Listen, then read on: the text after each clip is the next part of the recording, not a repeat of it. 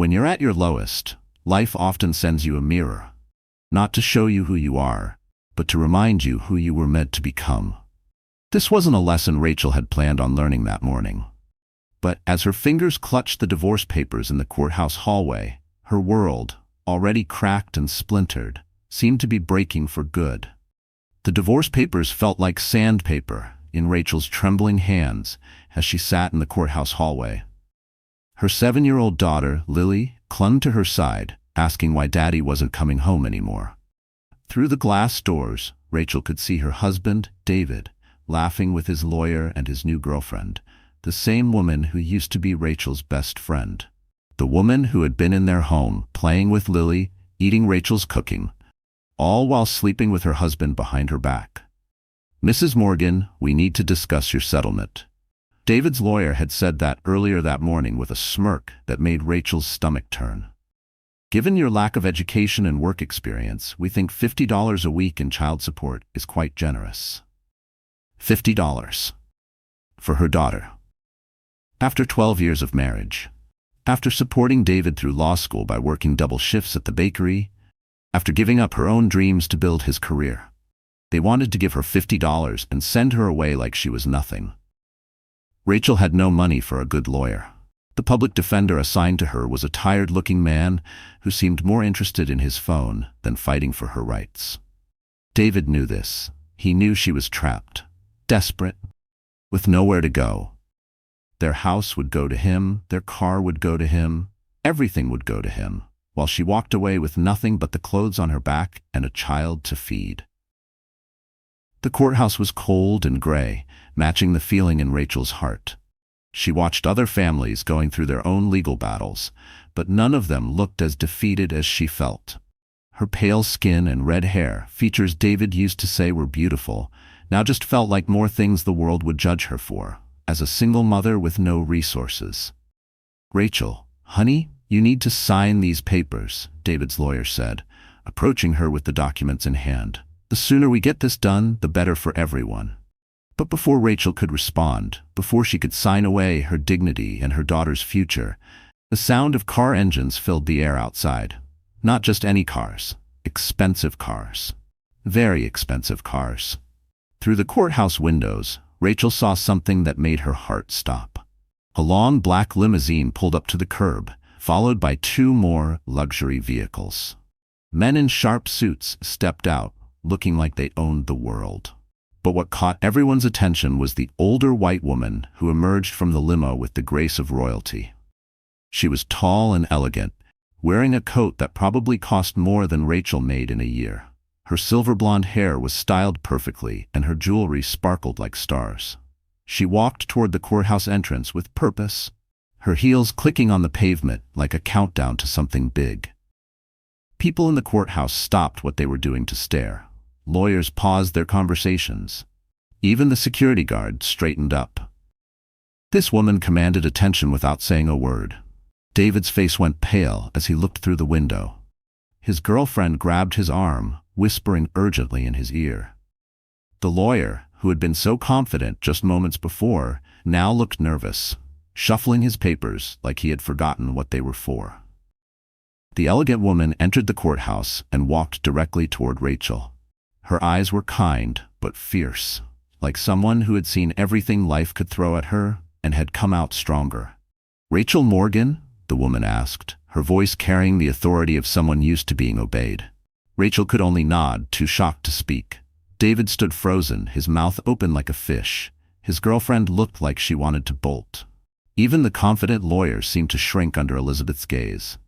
"I'm sorry, who are you?" David finally managed to stammer. Elizabeth didn't even look at him. Her attention stayed fixed on Rachel. "Mrs. Morgan, you have some very important decisions to make today. Decisions that will change everything." Rachel felt Lily tug at her dress. "Mommy, who is the pretty lady?" "I don't know, baby," Rachel whispered, but something inside her was stirring. Something that had been asleep for far too long. Elizabeth smiled at Lily, then turned to Rachel. "Your grandmother, Eleanor Carrington, was a very special woman. She left specific instructions about what should happen if you ever found yourself in a situation like this." Rachel's world tilted. Her grandmother, Eleanor, had passed away when she was 10. She remembered a kind woman who always smelled like lavender and told stories about the old days. But her family had always been poor, always scraping by. There had never been any mention of wealth or foundations or anything remotely like what was happening now. "I think you have the wrong person," Rachel said quietly. "Eleanor Carrington," Elizabeth said, flipping open a leather folder. "Born in 1935 in Vermont, moved to Boston in 1955, married Charles Carrington in 1957. Had one daughter named Margaret, who became Margaret Morgan after marriage. Your mother?" Rachel nodded slowly. "Yes, those are my mother's details." "Exactly. Your grandmother was a very wealthy woman, Rachel. She built an empire through real estate and investments, but she kept it quiet. She wanted to ensure her family never knew about the money unless they truly needed it. She believed in letting her descendants make their own way first." The courthouse had gone completely silent. Everyone was listening. "That's impossible," David said, stepping forward. "Rachel's family has no money. I know them. They're nobodies." Elizabeth's eyes finally turned to him, and the look she gave could have frozen fire. "Mr. Morgan, I suggest you stay quiet. This conversation no longer concerns you." Rachel felt something stir inside her, something she hadn't felt in years. Hope, not the kind she had been pretending to have. Real hope. "What are you saying?" Rachel asked, her voice barely above a whisper. "I'm saying that you are the sole heir to the Carrington estate," Elizabeth replied, "worth approximately $47 million. Your grandmother left very specific instructions. If any of her descendants ever faced divorce due to adultery, they were to receive their full inheritance immediately, along with the full support of our legal team." The silence in the room was deafening. Rachel could hear her own heartbeat. She could hear Lily breathing beside her. She could hear David's girlfriend whisper, "Oh my God," under her breath. $47 million. Elizabeth continued. "Your grandmother, Eleanor, was betrayed by her first husband. She swore no woman in her family would ever face that kind of humiliation again without the power to fight back." Rachel looked at David. His face had gone from white to green. The confident smirk was gone, replaced by panic. His girlfriend was already stepping away from him as if betrayal were contagious. "This is some kind of joke," David muttered, but his voice cracked. Elizabeth opened the folder and pulled out a stack of documents. "These are bank statements, property deeds, and stock certificates, all in your grandmother's name, all waiting to be transferred to you." Rachel's hands trembled as she looked at the papers. Numbers that seemed unreal, properties in cities she had only dreamed of, investments in companies she had seen on television and in the news. "Your grandmother also left instructions for cases exactly like this," Elizabeth said, glancing toward David. She understood that people might try to manipulate a woman who suddenly came into wealth, especially one who had been held down for so long. David stepped forward again, and for the first time since Rachel had known him, he looked truly afraid. "Rachel, honey, maybe we should talk about this. Maybe we don't need to rush into this divorce. Maybe we can work things out." The same man who had tried to leave her and their daughter with $50 a week was now calling her honey again. Rachel looked at him, really looked at him, for the first time in months. She saw the greed in his eyes.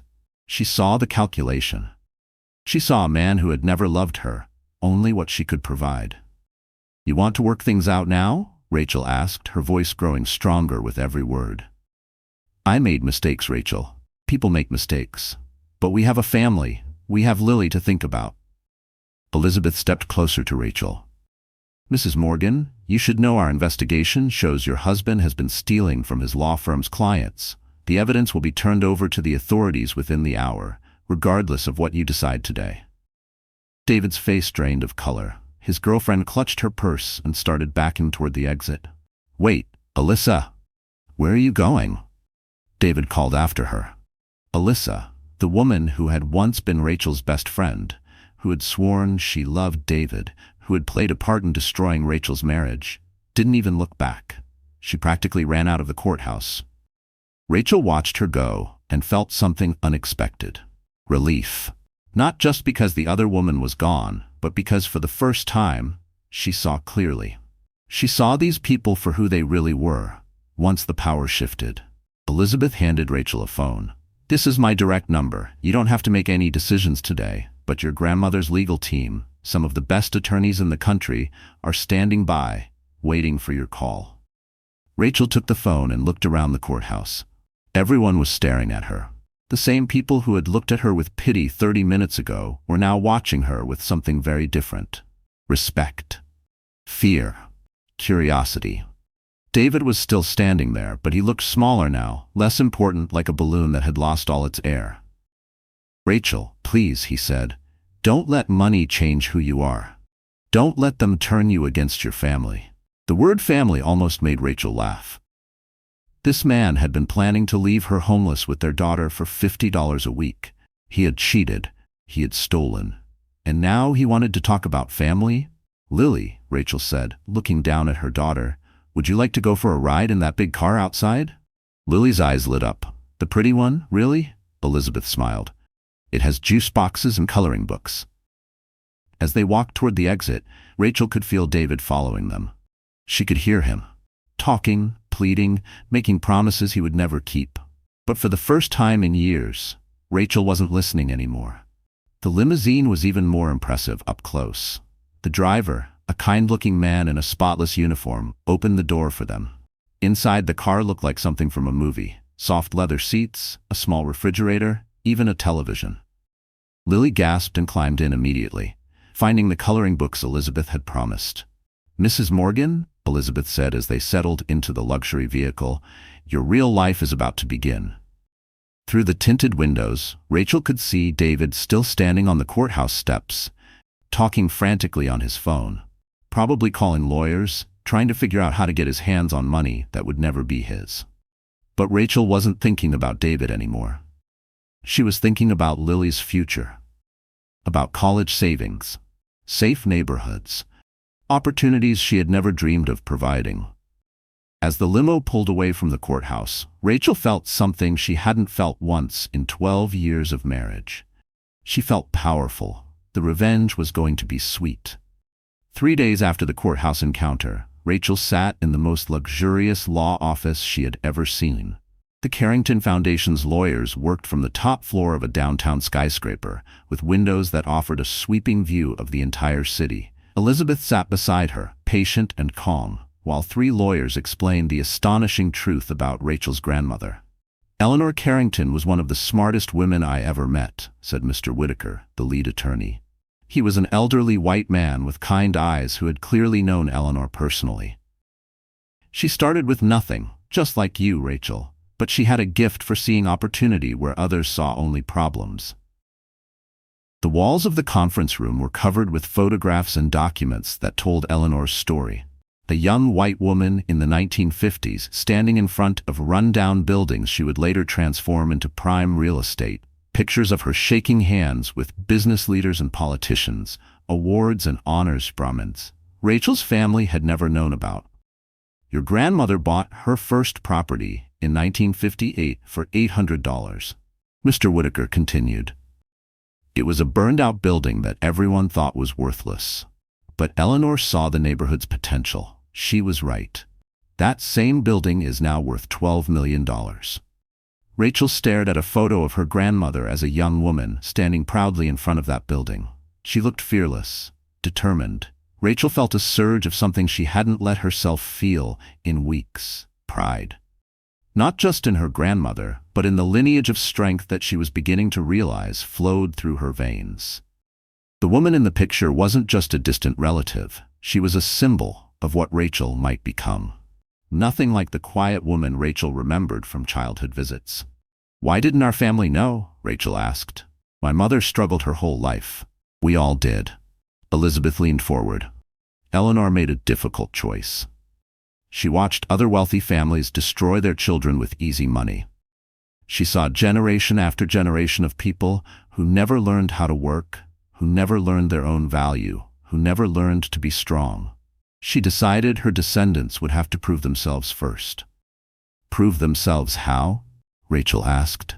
By surviving hardship with dignity, by loving their children more than they loved comfort. By refusing to give up when life got hard, Mr. Whitaker said, opening another folder. Your grandmother had investigators quietly observing the family, not in a bad way, just to know when someone truly needed help. When your mother got sick with cancer 10 years ago, Eleanor paid for all her treatment anonymously. Your mother never knew. Rachel's eyes filled with tears. Her mother had beaten cancer. They had always wondered how they managed to pay the medical bills. Insurance had covered some, but there were mysterious payments, bills that showed up as paid when they shouldn't have been. The realization sent a fresh wave of emotion through Rachel, a mix of awe, gratitude, and heartbreak. Her grandmother had been watching, caring, acting from the shadows, even when everyone else had turned away. Rachel wiped her tears but made no effort to hide them.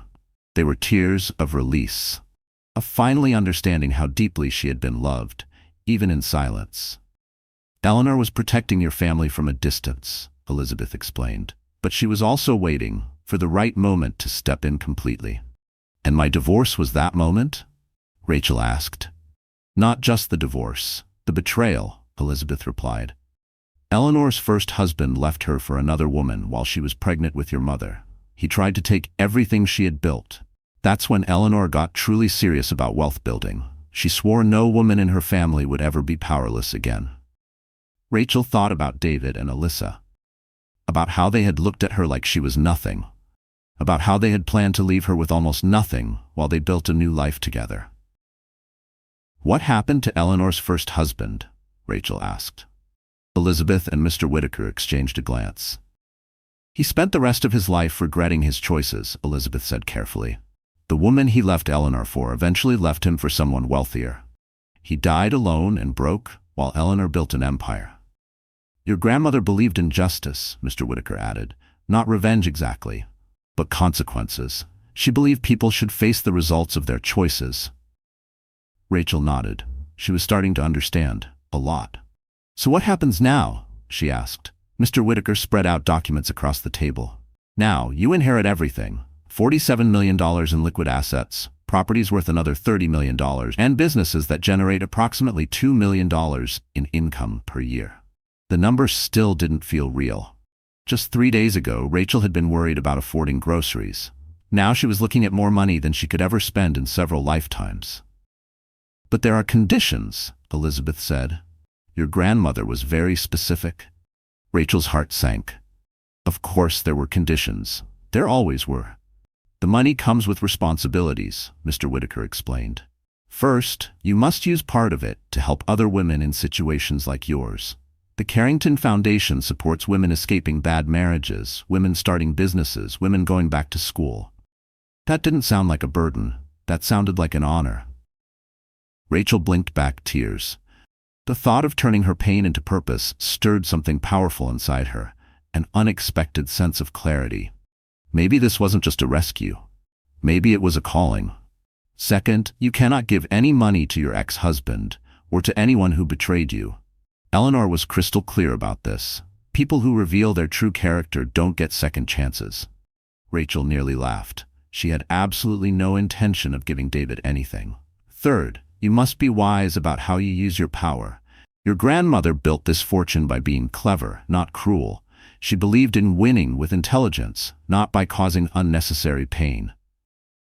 Elizabeth pulled out another set of documents. Your grandmother also left you a letter.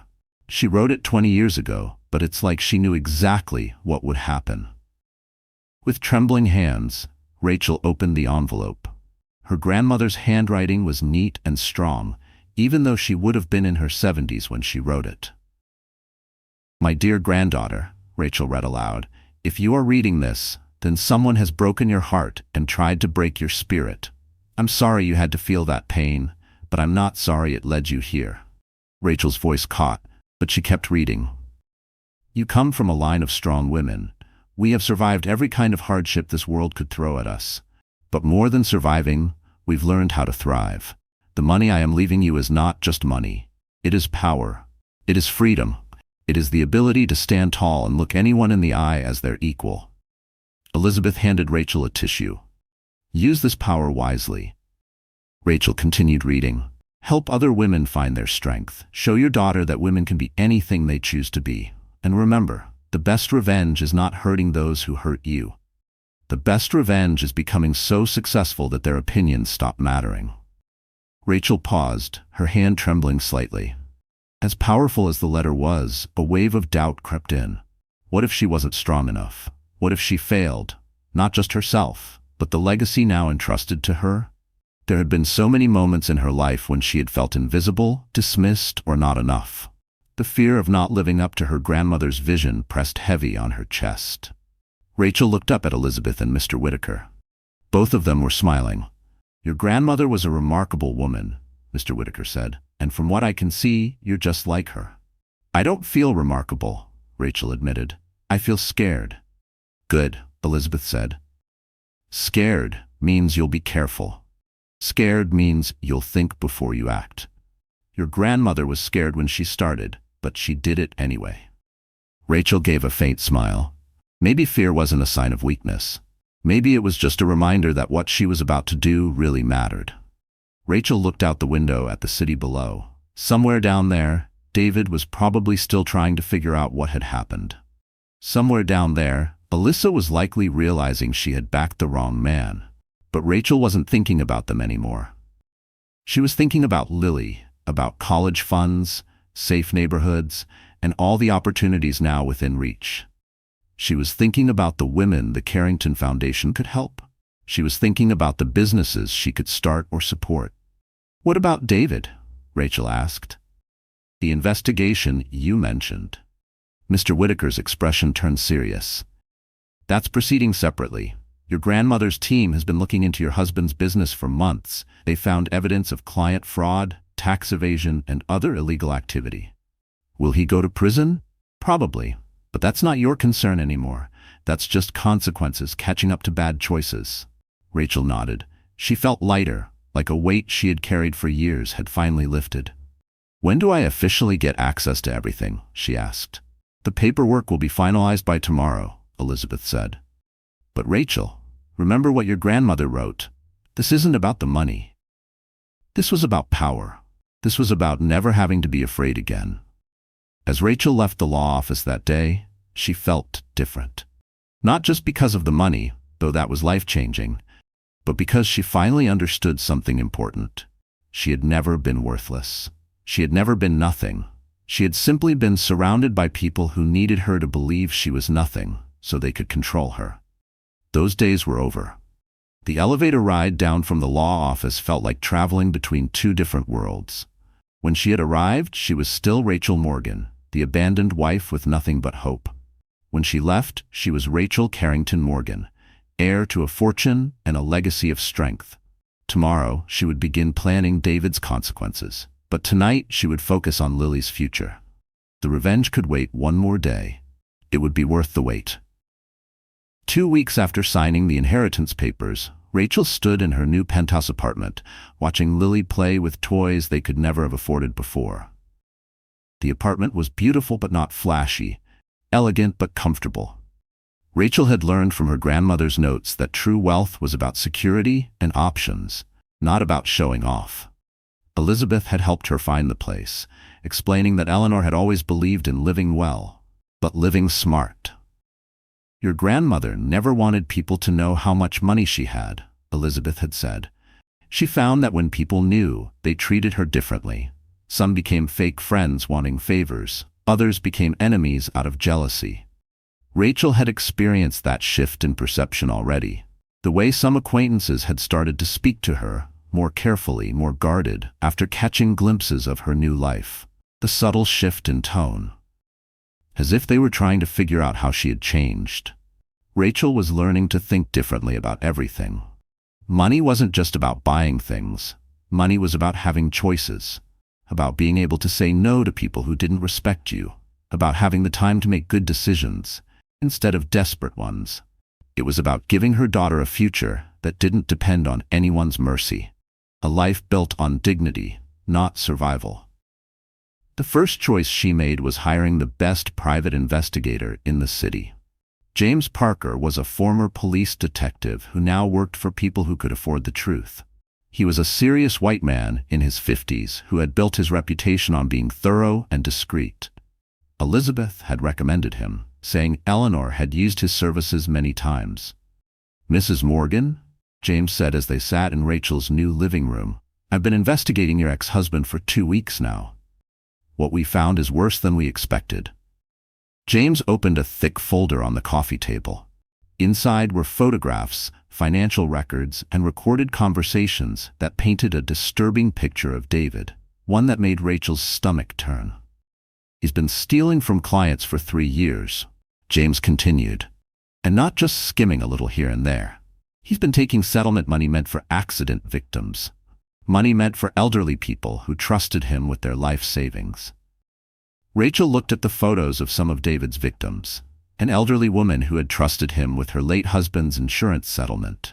A young father injured at work who needed surgery, money his family depended on. People who had less than Rachel used to have. People David had stolen from without a second thought. Her fingers trembled slightly as she flipped through the evidence. These weren't just numbers on paper. They were lives. Real people, violated in the same cold way David had violated her trust. The scale of his cruelty made her chest ache. There's more, James said. He's been having affairs for years, not just with Alyssa. We found evidence of at least 4 other women over the past 5 years. Rachel felt sick but not surprised. She had suspected there were others, but hearing it confirmed still hurt. Each new name felt like a bruise she hadn't noticed until someone pressed on it. A silent, humiliating truth that had been hiding in the background of her marriage all along. And Alyssa? Rachel asked. She knew about the stealing. We have recordings of her encouraging him to take more money so they could afford a bigger house together. She's not an innocent bystander. She's a co-conspirator. James showed Rachel bank statements proving Alyssa had received expensive gifts bought with stolen client funds, jewelry, vacations, even a car. She hadn't just known about David's crimes. She had benefited from them. She benefited from them. What happens next? Rachel asked. The district attorney has enough evidence to prosecute, James said. David will be arrested within the week. Alyssa will probably be charged as an accessory. But Mrs. Morgan? There's something else you should know. James hesitated, which was unusual for him. What is it? David's been trying to dig into your inheritance.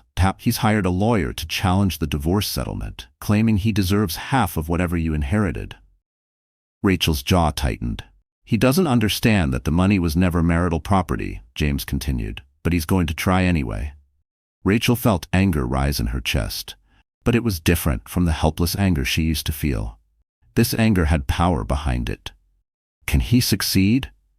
No, your grandmother's legal team was far too smart for that, but he can make your life difficult for a while. Unless? James smiled for the first time since she'd met him. Unless we make his life too difficult for him to bother you.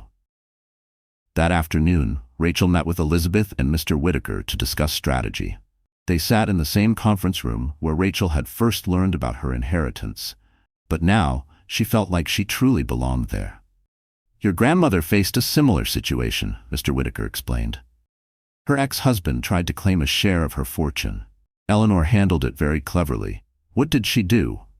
Elizabeth pulled out an old legal file. She bought the building where his law office was located. Then she bought the building where he lived. Then she bought the company that held his car loan and his credit cards. Rachel's eyes widened. She owned everything in his life? Not to hurt him, Elizabeth said, but to control the situation. When he realized she could make his life extremely difficult, he stopped trying to make hers miserable. It was what you might call mutually assured destruction, Mr. Whitaker added, except Eleanor held all the cards. We're not suggesting you do exactly what she did, he continued, but we are suggesting that you think strategically. David is about to face serious legal trouble. If he's busy and broke from defending himself in court, he won't have the resources to bother you with lawsuits. You want me to make sure he's prosecuted? We want you to make sure justice happens, Elizabeth corrected gently. Your grandmother always said, the difference between revenge and justice is that justice helps other people too. Rachel understood. David's victims deserved restitution. Other people deserved to be protected from him in the future. What about Alyssa? What about her? Elizabeth asked. She was my best friend for 8 years. We were like sisters. Elizabeth's expression softened. Rachel, your grandmother learned something painful about friendships. Sometimes, people show their true character when money or power is involved. Alyssa showed you who she really was, when she thought you nothing left to offer. But now that I have money, she'll probably try to come back, with excuses and apologies. She'll say she made mistakes. She'll say David forced her or tricked her. Rachel thought about that. She thought about all the nights Alyssa had sat in her kitchen, complaining about her husband, accepting Rachel's advice and support, all while secretly sleeping with David. What would my grandmother have done? Mr. Whitaker answered. Eleanor believed in closing doors that needed to be closed. Some people get second chances. Some people don't. The key is knowing the difference. That evening, Rachel tucked Lily into bed in her new bedroom. Lily had adjusted to their new life with the easy flexibility only children possess. She liked her new school, had made new friends, and seemed happier than she had in months. "Mommy?" Lily asked as Rachel turned off the light. "Are we rich now?" Rachel sat back down on the edge of the bed. She'd been wondering when Lily would ask that question. "We're comfortable now," she said with a smile. Rachel said carefully, "We don't have to worry about money anymore." "Is that why Daddy keeps calling?" Lily asked. Rachel's heart clenched. David had been calling every day, sometimes multiple times, trying to convince her to meet with him. She had been shielding Lily from those conversations, but children noticed everything. "Daddy's going through some difficult times right now," Rachel said. "But you don't need to worry about that. That's grown-up stuff." "I heard you talking to Elizabeth," Lily said, "about Daddy being in trouble." Rachel sighed. She had tried to protect Lily from overhearing too much, but it was impossible to shield her from everything. "Lily, sometimes people make bad choices, and those choices have consequences. Like when Daddy chose Alyssa instead of us?" The innocence and directness of the question broke Rachel's heart. "Yes, baby, like that." Lily was quiet for a moment. "I'm glad we live here now. I like our new home." "Me too, sweetheart. Me too." After Lily fell asleep, Rachel sat in her new living room, looking out at the city lights. Her phone rang, and David's name appeared on the screen. This time she answered. "Rachel, thank God." David's voice was desperate. "We need to talk." "No, we don't. Please, just listen. I know about the money. I know about your grandmother. Rachel, we could have everything. We could be a family again. A rich family." Rachel almost laughed. "A family? David, you're about to be arrested for stealing from your clients." There was silence on the other end. You know about that?" "I know everything. I know about all the affairs. I know about Alyssa helping you steal. I know about the elderly woman whose retirement savings you spent on gifts for your girlfriends." "Rachel, I can explain." "No, you can't. And you know what's funny, David? If you had just been a decent husband, you would have been rich beyond your dreams. But you couldn't wait. You couldn't be faithful. You couldn't be honest." "It's not too late," he said, his voice cracking. "We can fix this." "You're right," Rachel said calmly. "It's not too late. Not too late for you to face the consequences of your actions. Not too late for your victims to get justice. Not too late for me to make sure you never hurt anyone else the way you hurt me." "Rachel, please." She hung up the phone and blocked his number. Tomorrow, James would deliver the evidence to the district attorney. Tomorrow, David's victims would get the justice they deserved. Tomorrow, Rachel would begin the next phase of building her new life. But tonight, she would sleep peacefully for the first time in years, knowing she was exactly where her grandmother had always intended her to be. Strong, independent, and ready to help other women find the same strength. The empire wasn't just about money. It was about power, used wisely. And Rachel was just getting started. The call came at exactly 9 a.m. on a Tuesday morning. Rachel was making breakfast for Lily when her phone rang. James Parker's name appeared on the screen. "It's done," James said simply. "David was arrested an hour ago at his office. The FBI came with a warrant for fraud, embezzlement, and tax evasion." Rachel sat down heavily in her kitchen chair. She had known this was coming, had helped make it happen, but hearing it was real still felt surreal. What about Alyssa? Arrested at her apartment, 20 minutes after David. Turns out she was getting ready to leave town. Had a suitcase packed and a plane ticket to Mexico in her purse. Rachel closed her eyes. The woman who had once been her best friend, who had played with Lily, who had cried on Rachel's shoulder about her own marriage problems, had been planning to flee the country rather than face justice. "The victims?" Rachel asked. "They'll get their money back. The court will freeze David's assets and use them for restitution. The Carrington Foundation is also contributing to make sure everyone is made whole, even if David's assets aren't enough." That had been Rachel's idea. She couldn't undo the pain David had caused, but she could make sure the victims didn't suffer financially. After James hung up, Rachel called Elizabeth. "How do you feel?" Elizabeth asked. "Strange," Rachel admitted. "Not happy, exactly. Not sad. Just strange." "That's normal," Elizabeth said. "Your grandmother felt the same way when her ex-husband finally faced the consequences of his actions. She said justice didn't feel as satisfying as she thought it would, but it felt necessary." Rachel understood. This wasn't about feeling good. This was about making sure David couldn't hurt anyone else. What happens next? Next, you focus on building the life you want. David will be in prison for several years. Alyssa will likely get a shorter sentence, but she'll face civil lawsuits from the victims. Their chapter in your story is over, Rachel. Now, you get to write the new ones. That afternoon, Rachel did something she'd been planning for weeks. She drove back to her old neighborhood, to the diner where she had worked double shifts to support David through law school. Mel's diner looked exactly the same as it had 2 years ago when Rachel had quit to become a full-time housewife.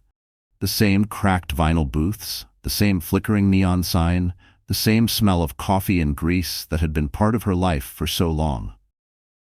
Betty, the owner, looked up from behind the counter when Rachel walked in.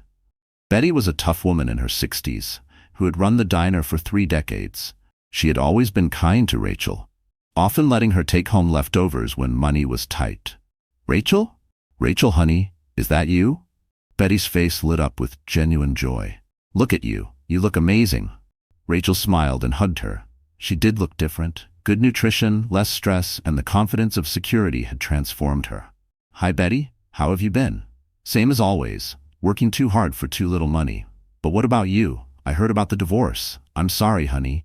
Actually, things worked out better than I ever expected," Rachel said. "Betty, I have a proposition for you."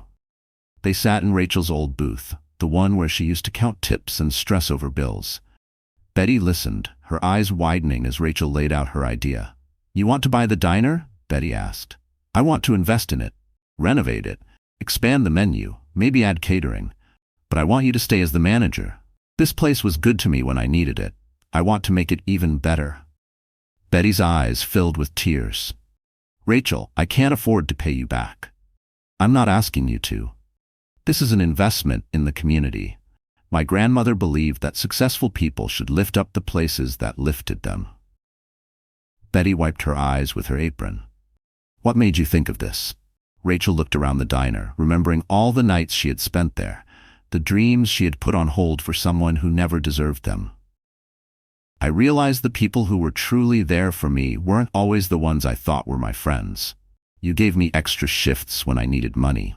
You let me bring Lily here after school when I couldn't afford childcare. You were more loyal to me than the people I trusted with everything." Betty reached across the table and squeezed her hand. "You were always a good girl, Rachel. I knew you'd make something of yourself someday." "Well, someday is today." "What do you say, Betty? Want to run the nicest diner in the city?" Betty laughed through her tears. "When do we start?" 2 hours later, Rachel sat in another familiar place, but for a very different reason. She had asked James to arrange a meeting with Mrs. Maxwell, the elderly woman whose retirement money David had stolen. Mrs. Maxwell had agreed to meet at a downtown coffee shop, unaware of who Rachel really was. Mrs. Maxwell was a petite woman in her 70s, well-dressed but with the careful, precise movements of someone who counted every dollar. She looked nervous as she sat across from Rachel, clearly unsure why a stranger wanted to speak with her. "Mrs. Maxwell, thank you for agreeing to meet with me," Rachel began gently. "I know this is a little unusual, but I wanted to talk to you about David Morgan." Mrs. Maxwell's expression darkened. "That man ruined my life. He stole my husband's life insurance money I needed for medical bills. I trusted him because he seemed so professional, so honest." Rachel's heart ached. She had lived with David for 12 years and had never imagined he was capable of such cruelty. "Mrs. Maxwell," Rachel said softly, "I'm David's ex-wife." The older woman's eyes widened in surprise, then narrowed with suspicion. "I didn't know he was stealing from you," Rachel continued quickly. "I didn't know he was stealing from anyone. When I found out, I made sure the authorities got all the evidence they needed to arrest him." Mrs. Maxwell studied Rachel's face closely. "Why are you telling me this?" "Because I want you to know you'll get your money back. All of it. With interest. But more than that, I want you to know that not everyone in David's life supported what he did. Some of us are trying to make things right." Rachel pulled an envelope from her purse and placed it gently on the table between them. "What is this?" Mrs. Maxwell asked cautiously. "It's a check," Rachel replied. "For your medical bills, the ones you couldn't pay because David stole your money. I know it doesn't undo what happened, but I hope it helps." Mrs. Maxwell opened the envelope with trembling hands. Her gasp was audible when she saw the amount. This is more than he took from me. You deserve compensation for the stress and hardship his actions caused. And Mrs. Maxwell, if you ever need legal help in the future, here's the card for the best law firm in the city. They represent my family now. They'll never charge you a fee." Rachel slid a business card across the table. "Whitaker, Steele and Associates, the same firm that managed the Carrington Foundation." "I don't understand," Mrs. Maxwell said, her voice cracking. "Why are you doing this?" Rachel thought of her grandmother's letter, the responsibility that came with power and wealth. "Because someone once told me that the best revenge isn't hurting the people who hurt you. The best revenge is becoming so successful that you can help the people they harmed." Mrs. Maxwell reached across the table and gently took Rachel's hand. "Your husband was a terrible man, but you are a good woman." "Ex-husband," Rachel corrected with a soft smile. "And thank you." That evening, Rachel picked Lily up from her new school. Lily was thriving at the private academy Rachel could now easily afford, making friends and excelling in her classes. As they drove home, Lily chattered excitedly about her day, about the art project she was working on, about the field trip planned for next week. "Mommy?" Lily asked as they pulled into the parking garage of their building. "Tommy at school said his dad saw our old daddy on the news." Rachel's stomach turned. She had hoped to control how Lily found out about David's arrest. But children talked. Word always found a way. "What did Tommy say?" Rachel asked gently. "He said Daddy was on TV, that he got arrested. He said Daddy stole money from people." Rachel parked the car and turned in her seat to face her daughter. Lily's face was serious, far too serious for a 7-year-old. "Lily, what Daddy did was wrong. He took money that belonged to other people, money they needed for really important things like medicine and food." "Like stealing?" Lily asked quietly. "Like stealing. But worse, because those people trusted him to help them." Lily sat quietly, absorbing this with the strange, deep understanding that only children could bring to grown-up problems. "Are we in trouble because of what Daddy did?" "No, baby," Rachel said softly. "We're not in trouble. Daddy made his own choices, and now he has to face the consequences of those choices. But his choices don't affect us anymore." "Good," Lily said firmly. "I didn't like how he made you cry." Rachel's eyes filled with tears. She had tried so hard to hide her pain from Lily, but children saw everything.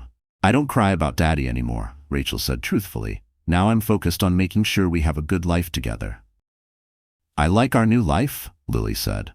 "I like our new house and my new school and how you smile more now." That night, after Lily was asleep, Rachel sat in her home office, reviewing the renovation plans for Betty's diner. Elizabeth had connected her with an architect who specialized in restaurant design, and the preliminary sketches were stunning. The new Mel's would be twice the size, with a modern kitchen, cozy seating, and even a private dining room for special events. But the diner was just the beginning. Rachel had been studying her grandmother's business model, learning how Eleanor Carrington had built wealth by recognizing undervalued opportunities and treating people with fairness. Rachel was determined to follow that path. Her phone rang, interrupting her thoughts. The caller ID showed an unknown number. "Hello?" "Rachel, it's Alyssa." Rachel's blood ran cold. Alyssa was supposed to be in jail. "I made bail," Alyssa said quickly, almost as if she could sense Rachel's reaction. Rachel, we need to talk. I need to explain what really happened. No, we don't. Please, just listen. David forced me into this. He said if I didn't help him, he'd leave me with nothing. I was scared, Rachel. I was desperate. Rachel sat silently, listening to the voice of the woman who had once been her closest friend. The woman who had been her maid of honor, who had held Lily as a baby. But all she could hear now were lies. Alyssa, I know you were planning to flee to Mexico. I know you spent stolen money on jewelry and vacations. I know you encouraged David to steal more so you could afford a bigger house. There was a long silence on the other end. How do you know that? Because I have resources now, Alyssa. Resources you didn't know about when you decided I was worthless. Rachel, I made mistakes, but our friendship meant something. All those years. All those years you were sleeping with my husband behind my back? All those years you were sitting in my kitchen accepting my support while plotting to destroy my marriage? It wasn't like that. It was exactly like that. You made your choice when you thought I had nothing to offer. You don't get to make a different choice now that you know I have money. Please, Rachel, I'm facing prison. I'm going to lose everything. You already lost everything that mattered when you betrayed the people who loved you. Rachel hung up and blocked Alyssa's number, just like she had done with David's. Some doors, as her grandmother once wrote, needed to stay closed. The next morning brought better news. James called with an update. The local paper's running a front-page story on David's arrest, he said. They're highlighting how the Carrington Foundation is stepping in to compensate the victims. Good, Rachel said. I want people to know that not everyone in David's life supported what he did. There's something else, James added. 3 lawyers from David's firm have resigned. They've been getting calls from clients asking if their money is safe. His actions have destroyed the firm's reputation. Rachel felt a flicker of satisfaction, but it was tempered with concern for the innocent employees who would suffer. The receptionists, paralegals, the honest attorneys who had nothing to do with David's crimes. James, can you get me a list of the staff who are losing their jobs because of this? I can. Why? Because my grandmother believed in helping innocent people who got hurt by someone else's bad decisions. That afternoon, Rachel made another visit, this one to David's old office, former law firm. The office was in disarray, with boxes being packed and employees looking stunned and defeated. Rachel found David's longtime secretary, a woman named Margaret, who had always been kind to her during the marriage. Margaret looked up from her desk with red-rimmed eyes. Rachel, what are you doing here? I came to see how you're doing, Rachel said gently. I know this must be incredibly hard for you. Margaret's composure broke. 20 years, she whispered. I worked for this firm for 20 years. Perfect attendance. Staying late, covering for David when he was too hungover to come in. And now I find out he was stealing from clients the whole time. Rachel sat down across from Margaret's desk. Margaret, you couldn't have known. I should have, Margaret said, her voice cracking. There were signs, expensive things he couldn't explain, cash deposits that didn't add up. But I trusted him. That's not your fault. David was very good at making people trust him. Margaret wiped her eyes. I'm 58 years old, Rachel. No one's going to hire a 58-year-old secretary. I'm probably going to lose my house. Rachel pulled a business card from her bag. Margaret, how would you feel about working for a family foundation? The pay is better than what you made here. The benefits are excellent, and you'd be helping people instead of working for someone who hurt them. Margaret stared at the card for the Carrington Foundation. You're offering me a job? I'm offering you a chance to be part of something good. You've always been professional, always kind. You deserve to work for people who appreciate that. Margaret began to cry again, but this time the tears were from relief. Why are you helping me? Rachel thought of her grandmother's philosophy, about lifting up the people who had done the right thing even when no one was watching. Because someone once told me that when you have power, you have a responsibility to use it well. As Rachel left the law firm that day, she felt something unexpected. Not satisfaction from revenge, but a deeper peace, the kind that came from knowing she was building something positive from the wreckage of her old life. David was facing justice, Alyssa was facing consequences. The victims were being made whole, and the innocent people caught in the fallout were being given new chances. This was what her grandmother had meant when she talked about the difference between revenge and justice. Justice helped people heal. Revenge just continued the cycle of pain. Rachel had chosen justice, and it felt like the right choice. The first strike was complete, but it wasn't really a strike. It was a foundation being laid for something far greater. 3 months after David's arrest, Rachel's life had settled into a new rhythm. Lily was thriving at her new school, making friends with children whose parents were doctors, entrepreneurs, and professionals. Rachel had feared Lily might feel out of place in such an elite setting, but children adapted faster than adults ever could. The renovation of Mel's diner was nearly finished, and Betty had thrown herself into the grand reopening plans with the energy of someone half her age. But perhaps more importantly, Rachel was beginning to grasp the true magnitude of what her grandmother had created. The Carrington Foundation wasn't just about money. It was about relationships, networks, influence that stretched across the city and beyond. Elizabeth had been slowly introducing her to those networks, careful not to overwhelm her. Your grandmother built relationships the same way she built wealth, Elizabeth explained as they sat in yet another upscale restaurant, meeting another influential figure. Slowly, carefully, and always with mutual benefit in mind. Today's lunch was with Dr. Catherine Reed, a highly respected white physician who ran the city's largest medical group. Dr. Reed was elegant and commanding, the type of woman who owned every room she walked into. So you're Eleanor's granddaughter, Dr. Reed said, studying Rachel with sharp, intelligent eyes. I can see the resemblance, not just physically, but in how you carry yourself. You knew my grandmother well? Eleanor helped me open my first practice 25 years ago, when no bank would give a loan to a young female doctor. She didn't hesitate. She didn't just give me money, Dr. Reed said. She gave me business advice, introduced me to other professionals, and helped me build the foundation for everything I have today. Rachel was beginning to realize this was typical. Her grandmother had quietly helped dozens of people over the years, always with the belief that success should be shared. Elizabeth tells me you want to expand the foundation's mission, Dr. Reed continued. I do. I want to help more women who found themselves in the kind of situation I was in, women who've been made to feel powerless, but who have the strength to rebuild. Dr. Reed smiled. What do you have in mind? Rachel opened a folder filled with plans she had been working on for weeks. I want to create a program that offers not just financial support but full life rebuilding. Legal aid for divorces, career counseling, startup funds for businesses, childcare, everything a woman needs to start over. That's ambitious, Dr. Reed said, but her tone carried approval. My grandmother built an empire from nothing. I had nothing 3 months ago. If we can do it, other women can too. They just need the right support. Dr. Reed and Elizabeth exchanged a glance, one Rachel had begun to recognize. It was the look of seasoned women recognizing potential in someone younger. Rachel, Dr. Reed said, I think you're ready to meet the council.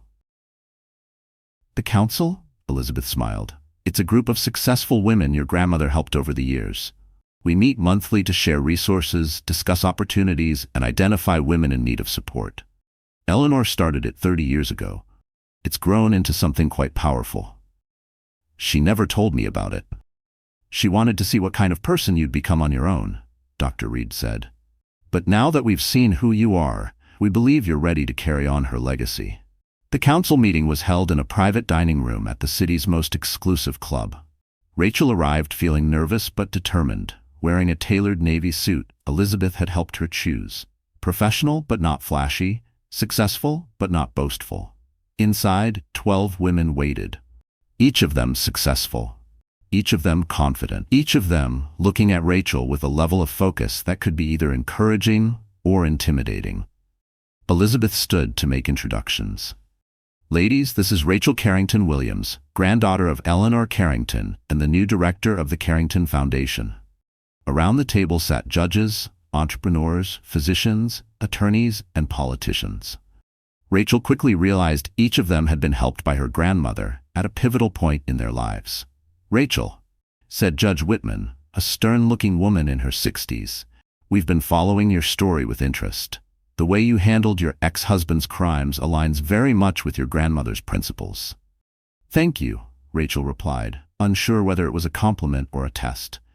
"Eleanor always said power should be used to create justice, not just exact revenge," added Councilwoman Blake, a woman Rachel recognized from the evening news. "Your actions showed wisdom." The meeting continued for over 2 hours, with each woman sharing updates on opportunities, challenges, and people who might need support. Rachel realized she was witnessing something extraordinary, a network of powerful women who used their influence to elevate others. "Now," Elizabeth said as the formal portion of the meeting ended, "we need to review Rachel's proposal for expanding the foundation." Rachel stood and presented her ideas with growing confidence. The council asked sharp, thoughtful questions, made valuable suggestions, and ultimately gave their full support. "This is exactly the kind of future Eleanor imagined," Judge Whitman said. "She always believed the foundation should grow with each generation." As the meeting ended, Dr. Reed approached Rachel privately. "There's something you should know," she said quietly. "Your ex-husband has been reaching out to several of us, claiming he's entitled to part of your inheritance due to community property laws." Rachel's stomach tightened. "What did you tell him?" "Nothing. But Rachel, he's not giving up. He's also been spreading rumors that you somehow manipulated your grandmother's will, that the money should rightfully be his." "Can he cause real trouble?" "Not legally. Your grandmother's attorneys were too meticulous for that. But he can cause embarrassment and distraction if you let him." Dr. Reed handed Rachel a business card. "This is Martin Maxwell, Mrs. Maxwell's grandson. He's a lawyer who specializes in stopping harassment and frivolous lawsuits. If David keeps pushing, Martin can shut him down permanently." That evening, Rachel sat in her home office, replaying the council meeting and Dr. Reed's warning in her head. She had hoped David's legal problems would keep him too busy to bother her. But desperation, it seemed, was fueling persistence. The familiar feeling crept in again, like being hunted by something she thought she'd already escaped. She hated how easily her peace could still be disrupted by the sound of his name. It made her feel exposed, as if no matter how far she'd come, she was never fully free. It was exhausting, living with one eye on the future and one eye on the past. Every time she thought she had broken free, David found another way to try and pull her back. Her phone rang. The screen read, "James Parker." "Rachel, we've got a problem," James said without preamble. "David made bail today." "What? How is that possible?" "His parents mortgaged their house to post the bond. But that's not the worst of it. He's been calling reporters, trying to sell a story claiming you stole his wife's inheritance." Rachel's blood boiled. "His wife's inheritance?" "He's saying that because you were married when your grandmother died, the inheritance should be considered marital property. He's also claiming you coerced Eleanor Carrington into leaving you the money."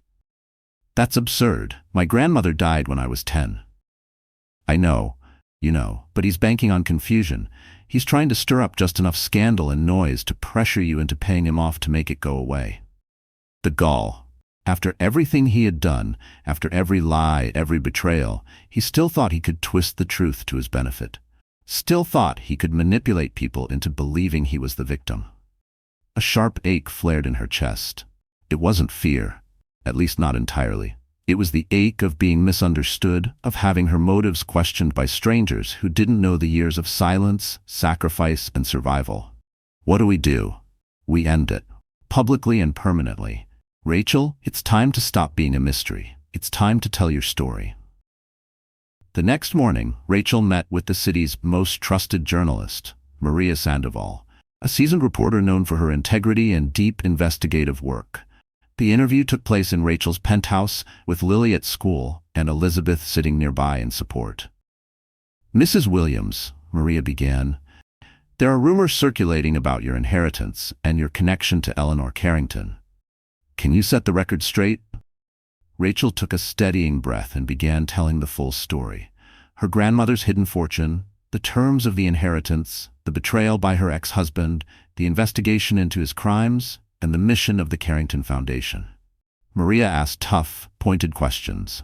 Rachel answered each one with honesty and clarity. By the end, Maria shook her head in awe. "This is extraordinary," she said. "Your grandmother was a visionary, and what you're doing with her legacy, it's remarkable. When will the article run?" "Sunday's front page.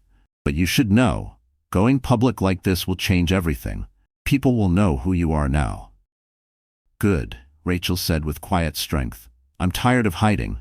My grandmother didn't build this to be a secret. She built it to help people, and you can't help anyone if they don't know you exist." That Friday, Rachel received an unexpected visitor. She was working in her office when the building's concierge rang to inform her that Alyssa was in the lobby requesting to come up. Rachel's first instinct was to say no. But curiosity won out.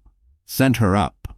Alyssa looked awful when she arrived. She'd lost weight, her hair was unkempt, her clothes wrinkled and mismatched. The confident woman who had once stolen Rachel's husband was gone, replaced by someone who looked utterly defeated and desperate. "Thank you for seeing me," Alyssa said as she stepped into the apartment. "You have 5 minutes," Rachel replied flatly. Alyssa looked around the penthouse with a flash of envy. "This is nice, very nice." 4 minutes and 50 seconds. Alyssa sank awkwardly onto the edge of the sofa, clearly uncomfortable. "Rachel, I know you hate me, and you have every right to. But I need you to understand, I never meant for things to go this far." "You never meant to get caught, you mean?" "I never meant to hurt you. The thing with David, it just happened, and the money stuff, I didn't realize how serious it was until it was too late." Rachel studied Alyssa's face, searching for any trace of sincere regret. All she saw was desperation and self-pity. "What do you want, Alyssa?" "I want us to be friends again. I know it sounds insane, but we were like sisters once. That has to count for something. We were like sisters while you were sleeping with my husband and helping him steal from innocent people." Alyssa's composure cracked. "I'm going to prison, Rachel. My lawyer says I'll probably get 3 years. My husband's divorcing me. I'm losing my house, my car, everything. Those are consequences, Alyssa. They happen when you make bad choices. But you could help me. You have all this money now. You could hire me a better lawyer." "No." The word cut through the air, cold and final. Alyssa blinked in disbelief, as if she truly hadn't expected Rachel to refuse. There it was again, the entitlement. The belief that Rachel's compassion could be mined like a resource. Alyssa hadn't come for forgiveness. She had come for rescue, without having earned a single ounce of it. "Do you know what you haven't said this entire time, Alyssa?" Rachel asked. "You haven't said you're sorry for betraying me. You haven't said you're sorry for hurting Lily. You haven't said you're sorry for helping steal from elderly people who trusted David. All you've done is ask for help with your consequences." Alyssa's face hardened. "So that's it? You're just going to let me go to prison?" "I'm not sending you to prison. Your choices are." Alyssa jumped to her feet. "You know what, Rachel? You think you're so much better than everyone now, with your money and your fancy apartment. But you're still the same pathetic woman who couldn't keep her husband happy." Rachel felt something shift inside her, like the last crack in a dam finally sealing. No more guilt. No more doubt. There was no sting in Alyssa's words, only the hollow clatter of a woman who had lost everything and still didn't understand why. "You're right about one thing, Alyssa. I'm different now. I've learned to value myself. I've learned that some people will only treat you as well as you demand. And I've learned that some doors need to stay closed forever." She walked to the door and opened it. "Goodbye, Alyssa. I hope prison gives you time to think about the kind of person you want to be when you get out." Alyssa left in silence. Rachel closed the door behind her with finality. The next morning, Maria Sandoval's article ran on the front page of the Sunday edition under the headline, "From Betrayal to Billions, Local Woman Inherits Fortune, Uses It for Justice." The article detailed Rachel's journey with sensitivity and clarity, her grandmother's legacy, David's crimes, and how Rachel turned pain into purpose. It explained inheritance laws, dispelling misinformation and rumors. By noon, Rachel's phone was buzzing nonstop. Interview requests, speaking engagements, and calls from people curious about the Carrington Foundation. But the most important call came from James Parker. "Rachel, turn on the news," James said. Rachel grabbed the remote. The TV screen flickered to show David standing outside the courthouse, looking gaunt and frantic, with a lawyer she didn't recognize at his side. My ex-wife has stolen millions that rightfully belong to our family, David said into the microphones. She used her connections to frame me for crimes I didn't commit. I didn't commit any of it, all to cover up her theft of money that should have been part of our divorce settlement, David declared to the crowd of reporters. One journalist raised a skeptical eyebrow. Mr. Reynolds, there's overwhelming evidence showing you embezzled funds from your clients. How do you explain that? Fabricated evidence, David replied weakly. My ex-wife has powerful friends now. They can make anything look real. Rachel watched from her penthouse as her ex-husband spiraled into public disgrace. He looked pathetic on TV, frantic, paranoid, and utterly devoid of credibility. Her phone rang again. This time it was Judge Meredith Walker from the council. Rachel, are you watching? Unfortunately, yes. Good. Let him keep talking. Every word makes him look more unhinged and makes you look more admirable. By the time he's finished, no one will believe a word he says. Judge Walker was right. That evening, social media was filled with messages of support for Rachel and harsh criticism toward David. His lies couldn't compete with the overwhelming evidence against him. Rachel scrolled through the comments, not out of vanity, but from a place of stunned disbelief. People were defending her. Complete strangers were calling her brave, resilient, inspiring. The woman who once doubted her worth at every turn was now a symbol of something larger than herself. But more importantly, Rachel realized something powerful. She no longer cared what David said about her. His opinion had no weight, no control. She was truly free. 6 months after the inheritance, Rachel stood inside the freshly renovated Millie's diner, watching Betty train a dozen new employees. The grand reopening had drawn massive crowds, with glowing reviews in several local magazines. But the real pride came not from the revenue. It came from what the diner symbolized, a place that respected workers, nourished community, and offered second chances. Rachel, honey, come look at this. Betty called from behind the counter, holding up a newspaper clipping. We made the best breakfast in the city list. Rachel laughed and took the clipping. The critic had praised not just the food, but the warmth and dignity in every part of the diner's operation.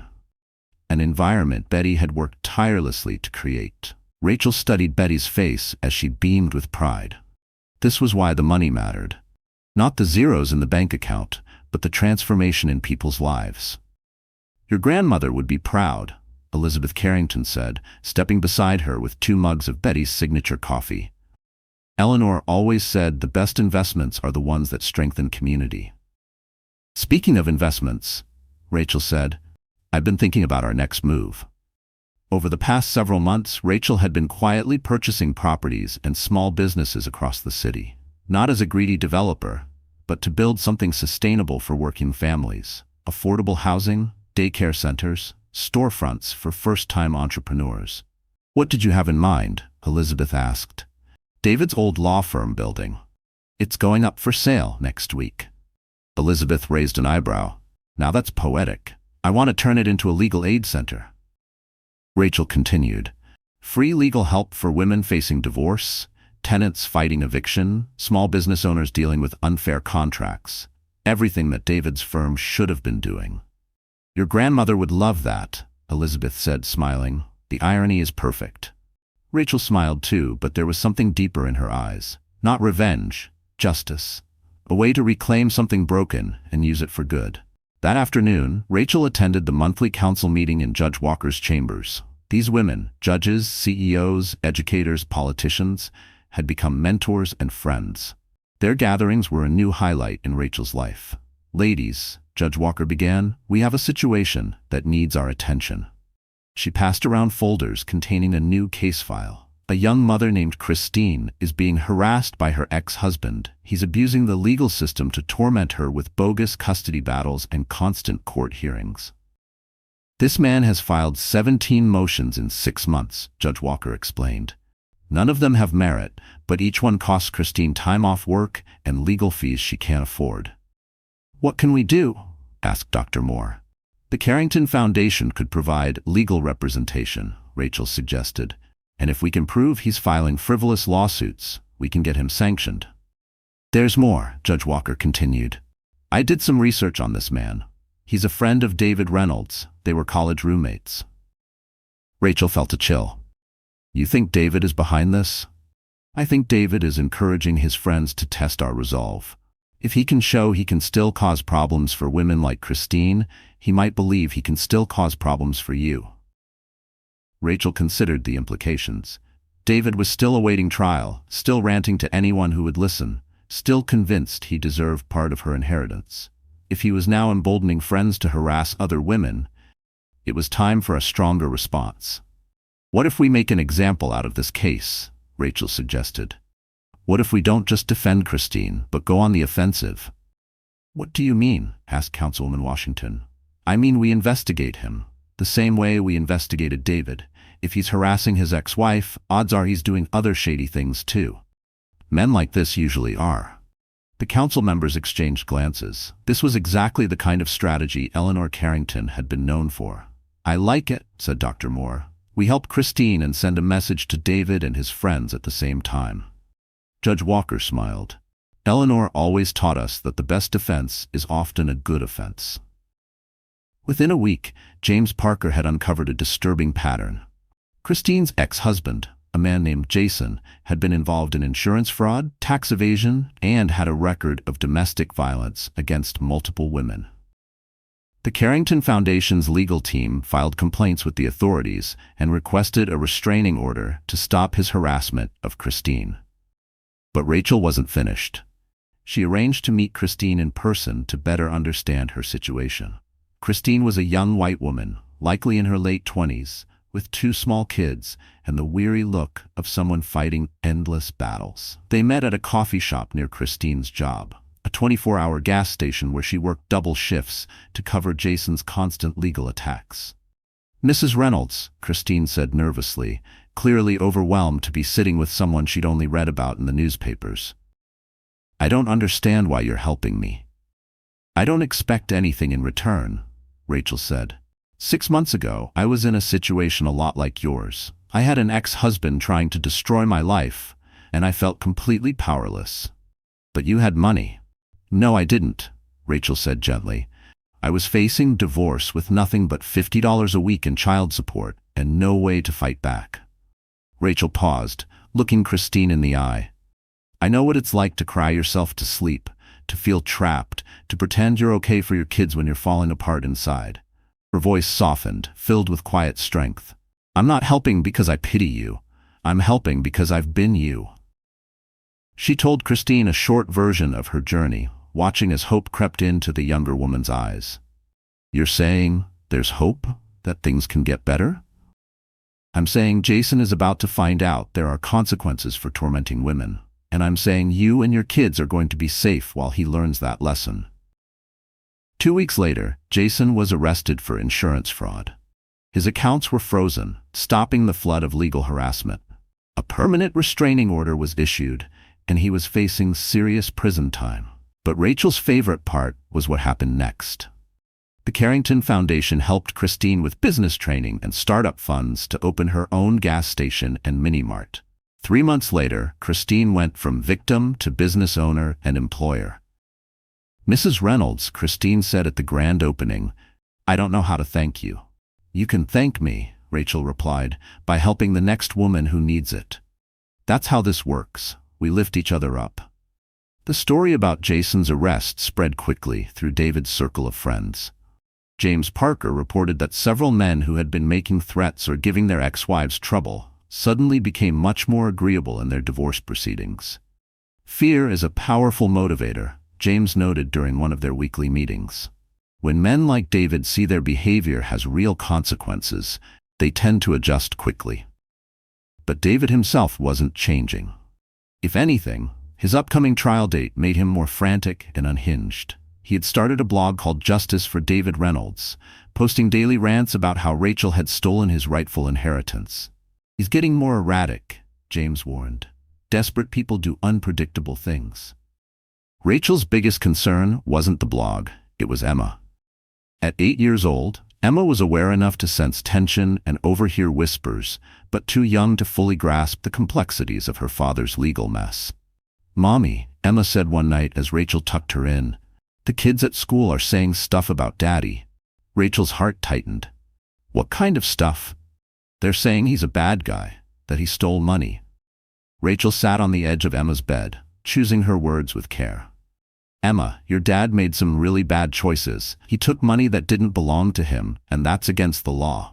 That doesn't mean he's a bad person deep down, but it does mean he did the wrong thing. Are you mad at him? I'm disappointed. I'm sad that he chose to hurt people instead of help them. But I'm not angry anymore. Do you think he's sorry? Rachel thought for a moment. From everything she had seen, David was sorry he got caught, but not sorry for what he'd done. I think he's sorry that his bad choices brought him trouble, but I don't think he understands yet how deeply he's hurt others. Emma was quiet, thinking. I'm glad we don't live with him anymore. Why's that, sweetheart? Because you're happier now, and I like our new life better. Rachel reached out and brushed a strand of hair from Emma's forehead, her heart aching with both grief and gratitude. Me too, baby, she whispered. Me too. In that moment, she felt the clarity of her new path more strongly than ever. Her life was no longer defined by the pain David caused, but by the strength she had found after. Still, a pang of guilt flickered in her chest. Not guilt for leaving David or exposing the truth, but for Emma, who had to grow up faster than she should, learning adult truths from playground whispers. Rachel had tried to shield her daughter from the worst of it, but she couldn't control the world outside their home. That helplessness stung more than anything David could write on his blog. That night, Rachel made a decision. It was time to stop reacting to David's antics and start shaping the public narrative herself. The next morning, she called Maria Santos, the journalist who had written the original feature about her. Maria, I want to do a follow-up piece, Rachel said. I want to show what the Carrington Foundation has actually done in the last 6 months. That's a great idea, Maria responded. What kind of angle were you thinking? I want people to meet Christine and Betty and Mrs. Maxwell. I want them to see that this isn't about revenge, it's about building something better. The follow-up story ran 2 weeks later with the headline, Foundation of Hope: How One Woman's Inheritance is Changing Lives. It featured interviews with a dozen people whose lives had been impacted by the Carrington Foundation. Business owners, single mothers, and families who had found stability. It included photos of flourishing small businesses and smiling families. There was a short sidebar about David's upcoming trial, but it was clearly an afterthought compared to the broader message of progress. Rachel had gotten her wish. David was becoming irrelevant, but David didn't see it that way. The day after the article was published, he called a press conference in front of the courthouse, spewing conspiracy theories and ranting about media bias. The local news stations covered it, but briefly. Most outlets focused on how frantic and unstable he appeared. He's losing what little sympathy he had left, Eleanor observed as they watched the segment on TV. At this point, he's doing more damage to himself than we ever could. That evening, Rachel received a call she hadn't expected. David's mother, Margaret Reynolds. Rachel had always liked Margaret. She was a kind woman who had raised David with love and high standards. Margaret had been devastated by her son's crimes and had remained largely silent since his arrest.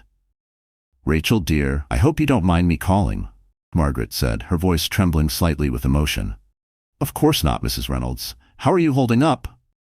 Not well, I'm afraid, Margaret sighed.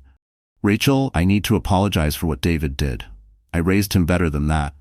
I don't understand how he became the kind of man who could hurt you and Emma the way he did. Rachel felt her eyes sting. She had missed David's family, especially Margaret, who had always treated her like her own daughter. Mrs. Reynolds, you don't need to apologize for David's choices. You're not responsible for what he did. I keep thinking I should have seen the signs. I should have known what he was capable of. We all missed the signs, Rachel said gently. David was very good at hiding who he really was. There was a pause. Then Margaret said, Rachel, I want you to know that Harold and I support what you're doing with your inheritance. We read the article about the Carrington Foundation. Clara would be proud of you. Thank you, Rachel said, deeply touched. That means a lot, especially coming from you. There's something else, Margaret continued. Harold and I want to set up a college fund for Emma. We know we can't undo what David did, but we want to make sure our granddaughter has every opportunity to succeed. Rachel was moved by the gesture, though she knew Emma's education had already been secured through Clara's legacy. Mrs. Reynolds, that's incredibly generous, but Emma's college costs are already covered. What if we use that money for the foundation instead? It could help other children whose fathers have let them down. Margaret's voice brightened. Oh, Rachel, that's a wonderful idea. Clara would absolutely approve of that. The conversation reminded Rachel of something important. Not everyone in David's life was like him. Some people, when faced with the truth about someone they loved, chose to do better, instead of making excuses. Meanwhile, James Parker was reporting more disturbing behavior from David as the trial approached. He's been trying to contact you through third parties, James said during their latest security briefing. He had his cellmate's girlfriend try to call you. He's written letters to Emma's school. Yesterday, he even passed a message to the barista at your usual coffee spot. What did it say? Same as always. He wants to meet face to face. He believes that if he can just talk to you, he can convince you to drop the charges and share the inheritance. Rachel shook her head. He still doesn't get it. I didn't press the charges. The federal government did because he committed serious crimes. Desperation makes people reckless, James said. But Rachel, I'm getting concerned he might try something more direct. When men like David feel cornered, they can become dangerous. Rachel felt a chill run through her. What kind of dangerous? He might try to approach you or Emma directly.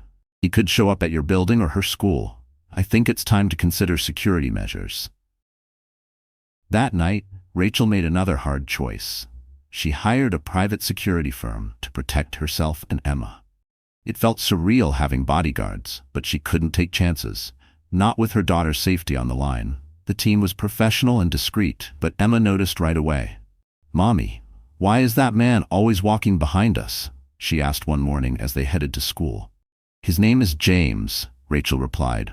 He's here to make sure we stay safe. Safe from what? Rachel hesitated. Sometimes when people are in trouble, they don't make good decisions. We're just being extra careful. Is Daddy gonna try to hurt us? The bluntness of the question took Rachel's breath away. I don't think so, sweetheart, but sometimes grown-ups have to prepare for all possibilities. Emma nodded, seeming to accept the explanation with the quiet resilience children often showed in uncertain times. And a week later, Rachel's decision would prove to be the right one. James, her lead security officer, intercepted David outside Emma's school during pickup time. Mrs. Reynolds, James reported later, your ex-husband was waiting by the school entrance. When I approached him, he said he just wanted to see his daughter. But when I told him he needed to leave, he got agitated. Did he threaten anyone? Not directly, but he was clearly unstable. The school principal called the police, and they escorted him off the premises. Mrs. Reynolds, I recommend we request an emergency restraining order. By the next morning, Rachel had a court order preventing David from coming within 500 feet of her, Emma, or Emma's school. Judge Whitman had expedited the request, fully understanding the urgency. But David's attempt to approach Emma solidified something in Rachel's mind. She was done reacting. It was time to end this permanently. Eleanor, Rachel said during their weekly lunch meeting, I want to know everything about David's finances, his legal status, and what his future could look like. What are you thinking? I'm thinking it's time to make sure David finally understands that his old life is never coming back. He still has hope that he can manipulate his way out of this. I want to erase that hope. Eleanor gave a tight smile that reminded Rachel of Clara in the sharpest way. Now you're thinking like Clara. What did you have in mind? David's trial starts in 6 weeks. By the time it's over, I want him to understand that the life he's clinging to no longer exists. Every bridge burned, every door closed, every path forward blocked. That's a dangerous game, Rachel. Push too hard and you might create a bigger problem. Or I might end the problem completely. Then let me ask you something, Eleanor said, leaning in. What was the most important lesson Clara taught you about men like David? Rachel didn't hesitate. She said they only understand one thing, power. You can't reason with them, and they won't stop unless you make the cost of continuing too high to bear. Then let's make that cost unbearable. Over the next month, Rachel executed a strategy that Clara would have not only approved of, but likely helped design. This wasn't about revenge. It was about ensuring David would never have the means or opportunity to harass her or anyone else again. First, Rachel quietly purchased the building where David's parents lived, becoming their new landlord. She didn't raise the rent or threaten them, but she made sure David knew that his actions could affect his parents' stability. Second, she used her network within the legal community to ensure that any attorney David might approach for an appeal would think twice. Word spread. Representing David Reynolds was a reputational death sentence. Third, she arranged for the Carrington Foundation to become the primary creditor on most of David's outstanding debts. When he got out of prison, every payment he made would go toward repaying the victims he had defrauded. Finally, she made sure that David's name would forever be linked to his crimes. She hired a top digital strategy firm to optimize online search results. Anyone looking up David Reynolds would find stories of fraud, betrayal, and criminal conviction. "You're not just defeating him," James Parker observed. "You're erasing him. I'm making sure he can never hurt anyone the way he hurt me," Rachel corrected. "When he gets out of prison in 3 to 5 years, he'll be broke, disgraced, and isolated. No connections, no future, no escape from his past." The strategy was working. David's blog posts became increasingly erratic. His once defiant tone gave way to rambling paranoia and pathetic pleas. The threats were emptier than ever. But what mattered most to Rachel was what came next. Women across the country began reaching out to the Carrington Foundation. Word was spreading that there was now a place women could turn when they needed support, legal help, and power to fight back. "We're getting calls from 3 different states," Eleanor told her during one update. "Whatever you've started here, it's growing." Now, Eleanor reported during a Carrington Foundation board meeting, "We're getting calls from women in multiple states who read about what we did for Kendra and want the same kind of help." "Can we expand that far?" Rachel asked. "Your grandmother always planned for national expansion. The money's there and the model is proven. We just need to build the infrastructure." Rachel looked around the conference room at the faces of the women who had become her advisors, mentors, and friends. Strong, capable women who had built successful lives and now wanted to help others do the same. "Let's do it," Rachel said. "Let's build something big enough to help every woman who needs it." The web around David was tightening. But more importantly, Rachel was building something that would outlast any individual act of justice. She was building a legacy Clara Carrington would be proud of. David's trial was still weeks away, but Rachel wasn't worried about the outcome. Win or lose, David's ability to hurt her, or anyone else, was nearly extinguished. The real victory wasn't going to happen in a courtroom. It was happening every day in the lives of women finding the strength to stand up and the resources to build something new.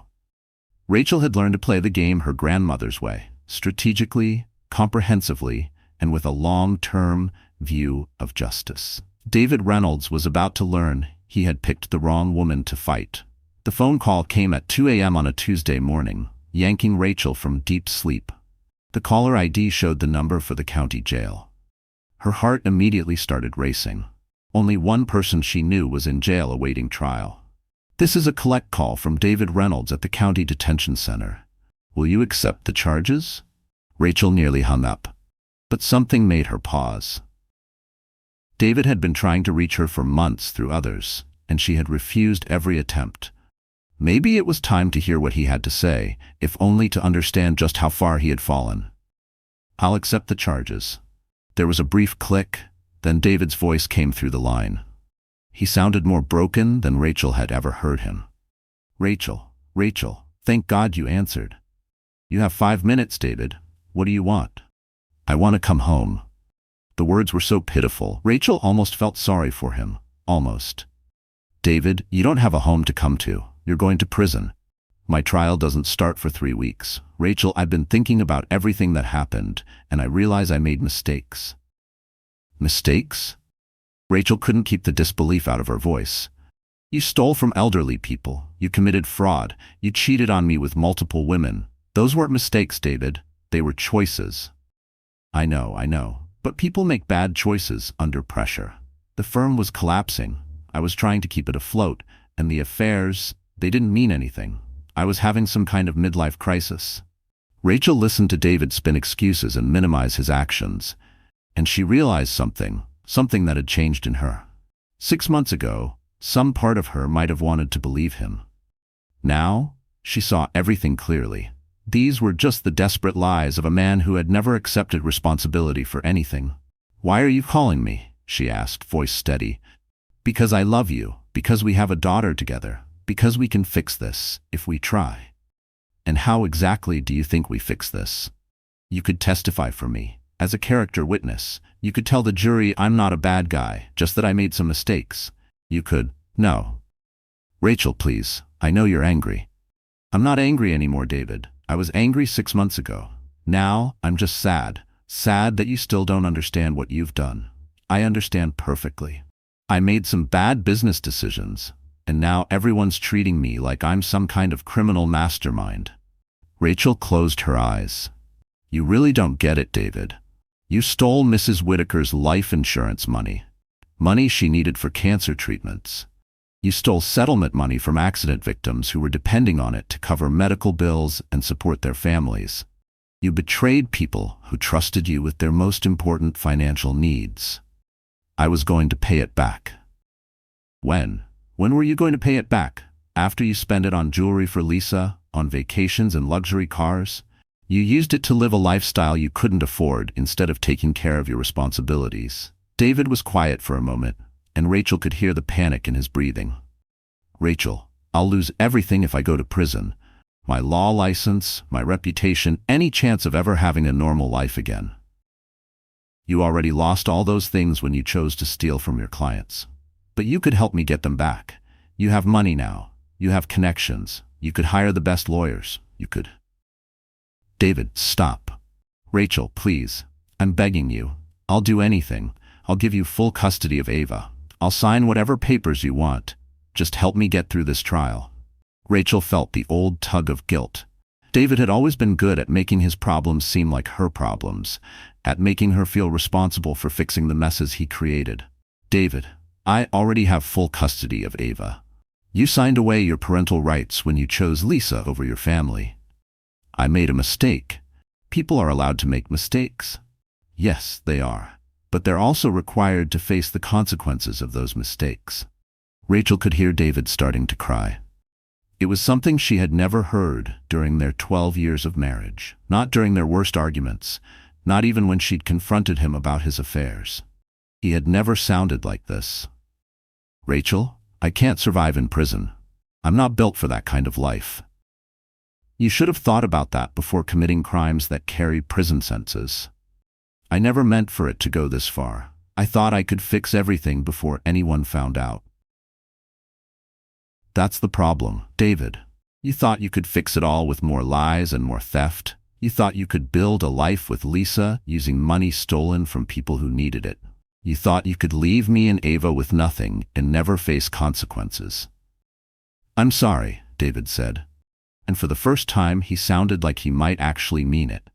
"I'm sorry I hurt you. I'm sorry I hurt Ava. I'm sorry I made such a mess of everything." Rachel felt a flicker of sympathy, but it passed.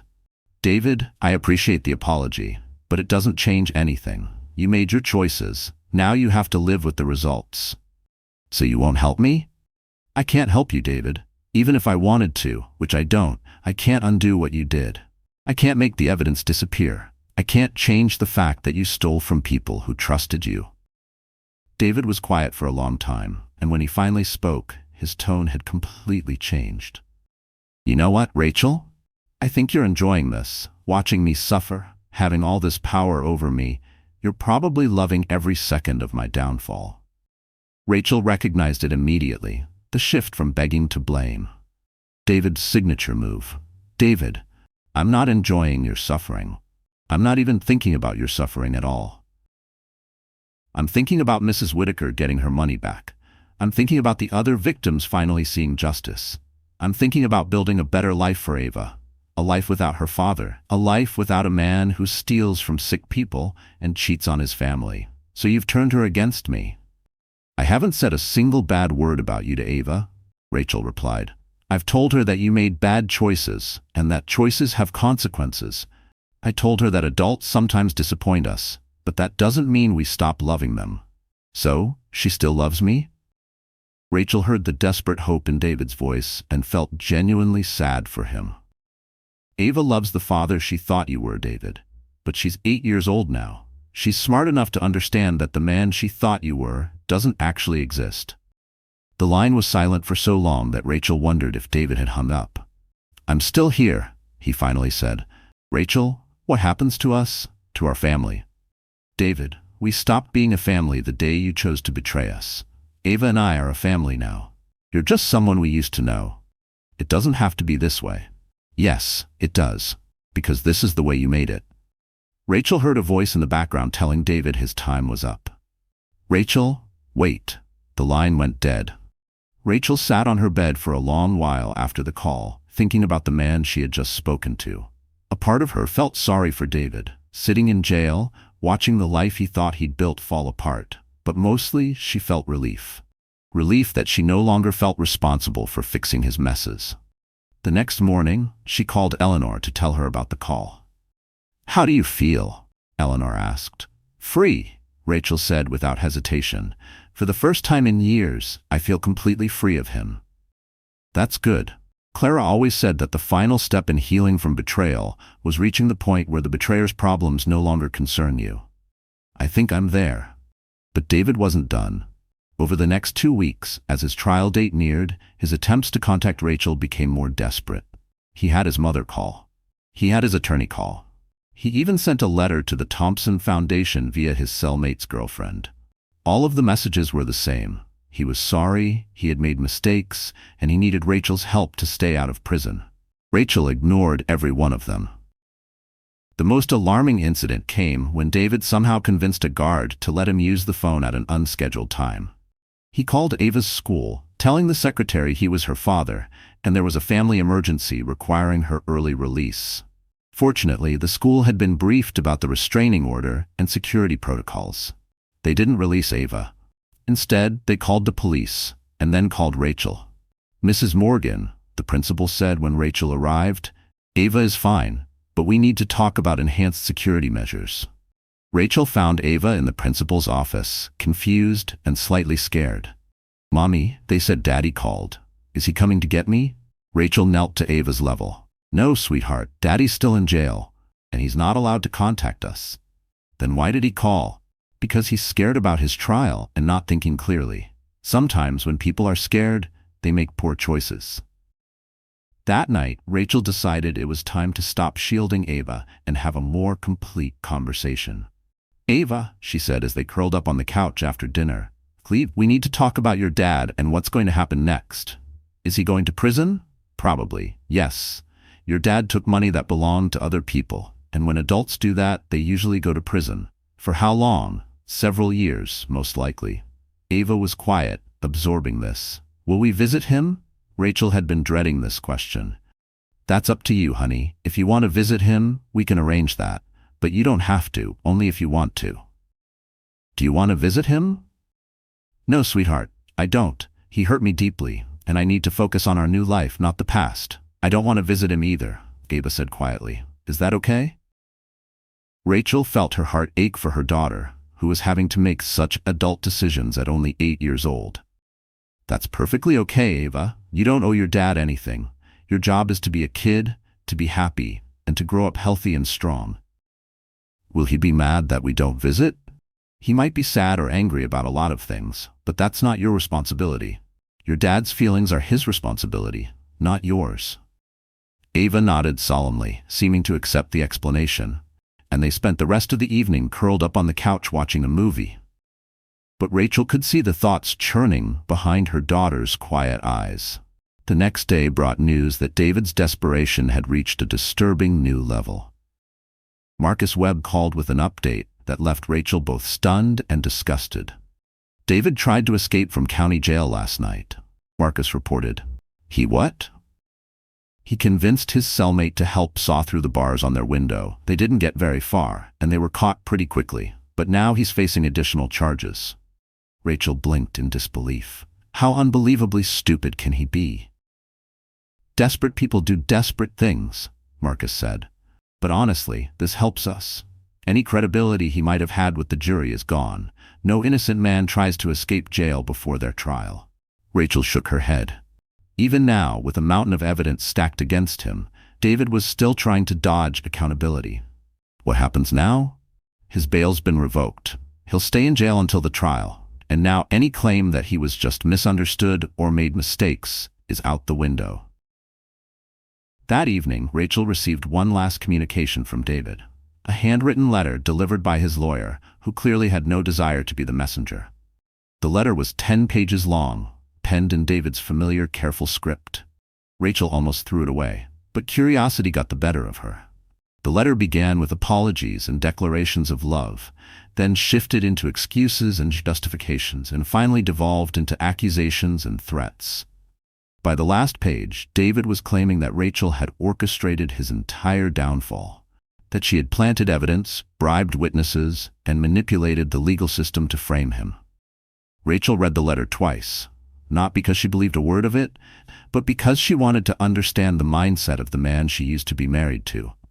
It revealed a man completely unmoored from reality, lost in a delusion where he was the victim and she the villain. She folded the letter and placed it in her desk drawer, not as a keepsake, but as a cautionary reminder of the destructive power of self-deception. David's trial was scheduled to begin in a week. Rachel had been subpoenaed to testify, not in his defense, but about the personal toll his crimes had taken on her and Ava. For the first time in months, she would be facing him. She was ready, but she wasn't sure he was ready for the woman she had become. On the first day of the trial, the courtroom was packed. Rachel sat in the gallery wearing a simple yet elegant black suit, flanked by Eleanor and 2 discreet security personnel. She had debated attending, but Marcus had encouraged her to be present, to send a message. She wasn't hiding anymore. She wasn't afraid, and she wasn't the broken woman David had tried to discard. David looked awful when he was brought into the courtroom. 3 months in jail had aged him significantly. His hair was graying, his usual arrogance replaced by slumped shoulders and tired eyes. The tailored suits were gone, replaced by an orange jumpsuit.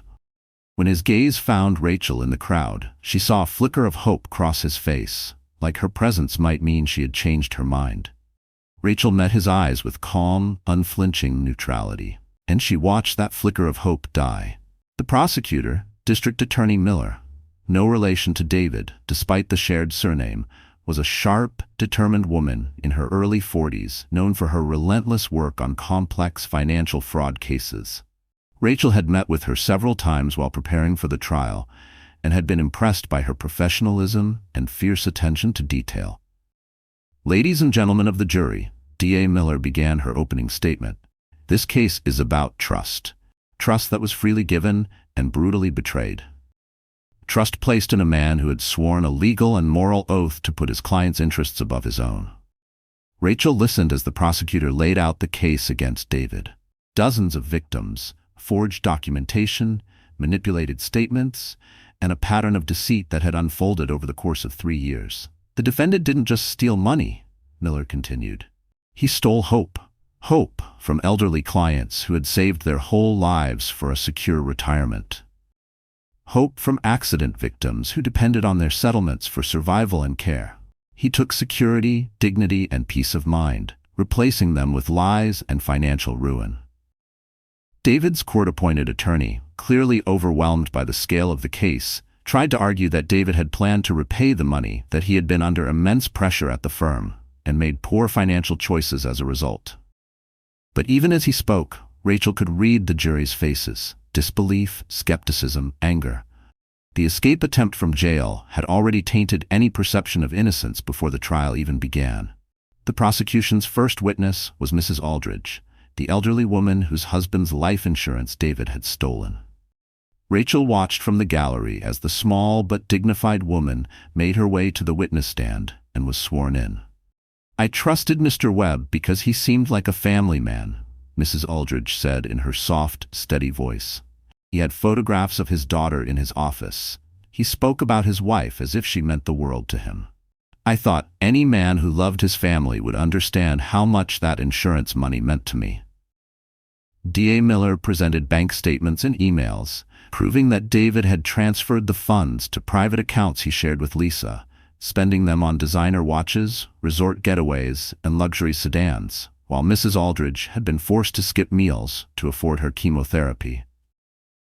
"Mrs. Aldridge," Miller asked gently, "what did you do when you realized the money was gone?" "I stopped eating dinner for nearly 3 months," Mrs. Aldridge replied, her voice trembling. "I needed to pay for my medication, and there just wasn't enough. I thought I was going to die without treatment." Rachel blinked back tears. This was the truth of David's crimes, not that he had been unfaithful or abandoned her, but that he had stolen from people at their lowest points, people who had nowhere else to turn. When Mrs. Aldridge stepped down, David's lawyer didn't have a single meaningful question. There was nothing to say that could justify what David had done. But the biggest surprise came on the second day of trial. Lisa had agreed to testify for the prosecution in exchange for a reduced sentence. Rachel hadn't seen Lisa since the day she showed up at her apartment begging for help. Now she hardly recognized her. The sharp, confident woman who once tore Rachel's marriage apart had been replaced by a pale, anxious version of herself, shackled and clad in an orange jumpsuit identical to David's. "Miss Adams," Miller began, "how long were you involved romantically with the defendant?" "About 2 years," Lisa answered, her voice barely a whisper.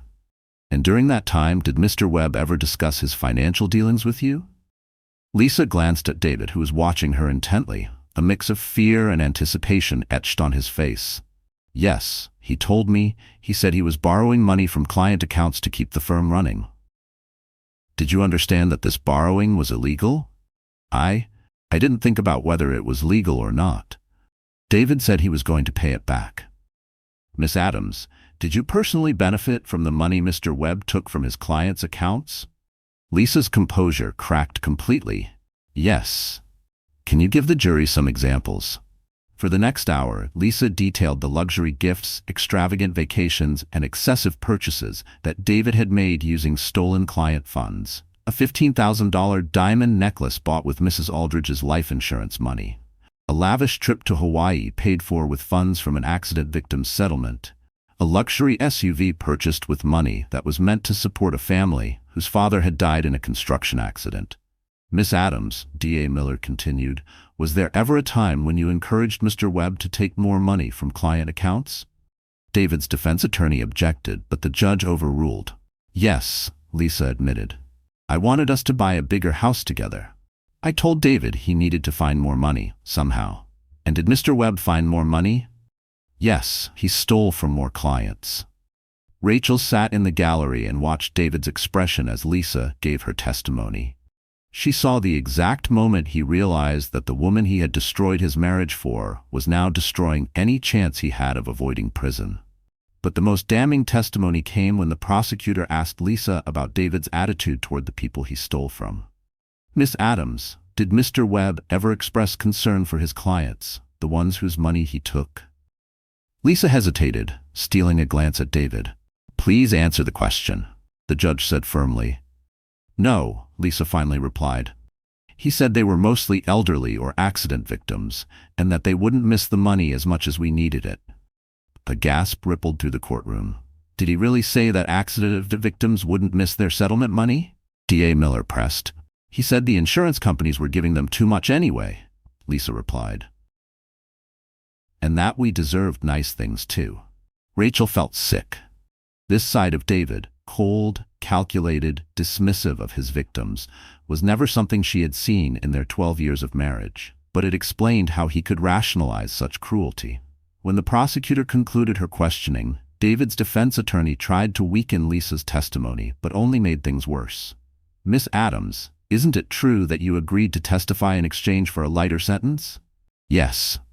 "So you have an incentive to lie about Mr. Webb." "I'm not lying. Everything I've said is the truth. But you admitted you encouraged Mr. Webb to take more money. Doesn't that make you equally guilty?" Lisa finally looked directly at David for the first time since taking the stand. "Yes, I'm guilty too. But David was the lawyer. He knew better. He knew what he was doing was wrong, and he did it anyway. I was just greedy and stupid. The defense attorney sat down, visibly frustrated. Instead of casting doubt, all he had done was emphasize Lisa's candid admission of guilt, and in doing so, confirmed David's role as the mastermind. During a break in testimony, Rachel stepped outside the courthouse for a breath of fresh air and found herself face to face with Lisa, who was flanked by 2 court officers. "Rachel," Lisa said, pausing in front of her old friend, "I know you hate me, but I wanted you to know I told the truth in there." Rachel looked at her. There was fear in Lisa's eyes and regret too, but Rachel felt nothing. "I don't hate you, Lisa," she said evenly. "I don't feel anything about you at all." Lisa's expression crumpled. "I know I destroyed our friendship. I know what I did was unforgivable." "Yes," Rachel agreed without hesitation, "but I want you to know I never meant to hurt you that badly. I thought you'd be better off without David." Rachel almost laughed out loud. "You thought I'd be better off without my husband, so you stole him from me?" "I didn't think you two were happy. I thought maybe you'd find someone better. You didn't take David to help me, Lisa. You took him because you wanted what I had, and when you found out what I really had, you wanted that too." Lisa's voice cracked. "I know. I was selfish and terrible. I'm going to prison, Rachel. My life is over." "I just wanted to apologize before everything changes," Lisa said. "Your life isn't over," Rachel replied calmly.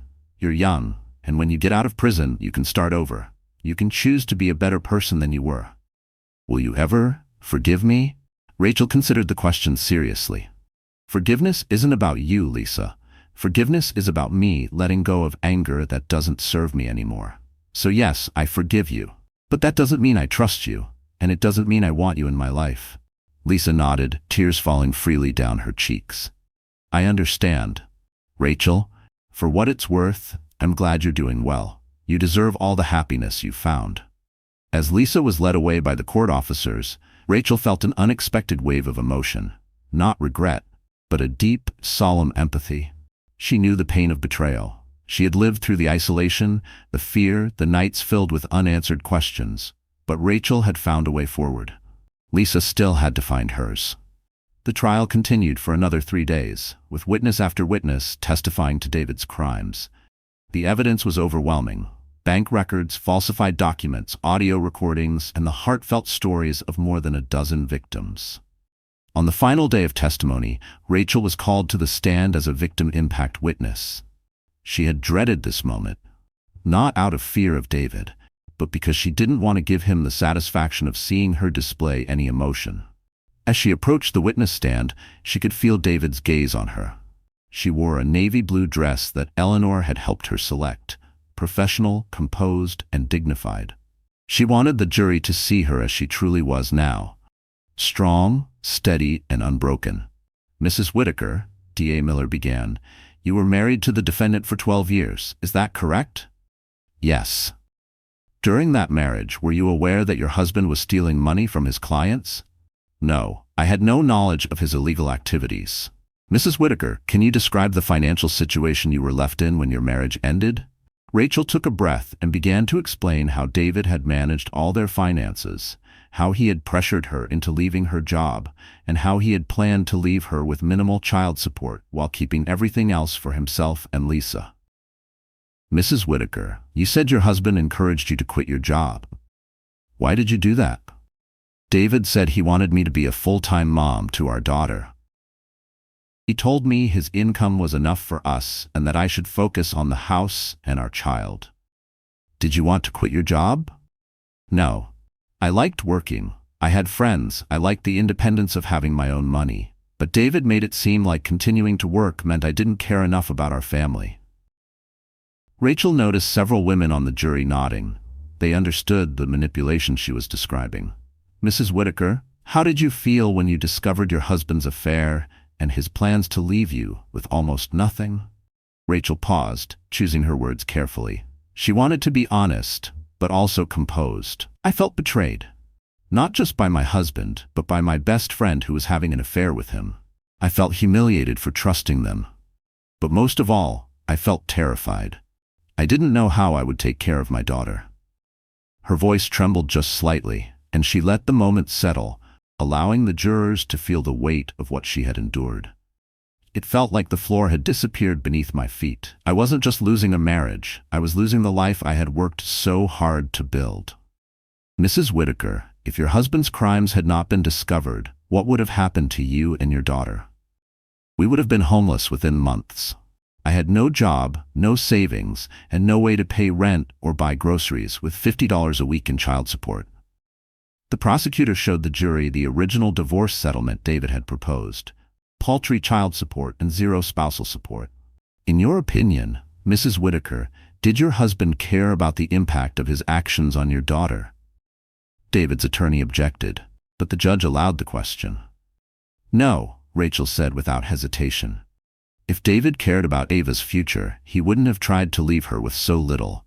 He wouldn't have stolen money that could have helped secure her future, and he wouldn't have destroyed our family for an affair. When D.A. Miller finished, David's defense attorney attempted a cross-examination, but it backfired completely. Mrs. Whitaker, isn't it true that you've benefited financially from your husband's prosecution? David's defense attorney asked. Rachel immediately understood the implication. Are you asking if I'm glad that your client's victims got their money back? I'm asking if you've personally benefited from the publicity surrounding this case. I inherited money from my grandmother. If that's what you're referring to, that inheritance had nothing to do with David's crimes and everything to do with my grandmother's desire to help women who'd been betrayed by their husbands. Convenient timing, wouldn't you say? Rachel looked directly at David as she responded. My grandmother left instructions that her money should go to family members who needed help escaping bad marriages. David's crimes didn't create my inheritance. They just proved my grandmother was right to make those provisions. The defense attorney, realizing he was only making things worse for his client, quickly ended his questioning.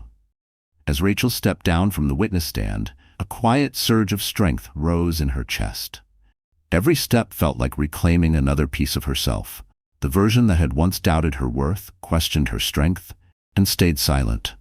That version was gone. As Rachel left the witness stand, she met David's gaze one final time. In his eyes, she saw desperation, anger, and maybe even a flicker of regret, but mostly she saw a stranger. The man she had married, the father of her child, the person she had once trusted for 12 years. He was gone.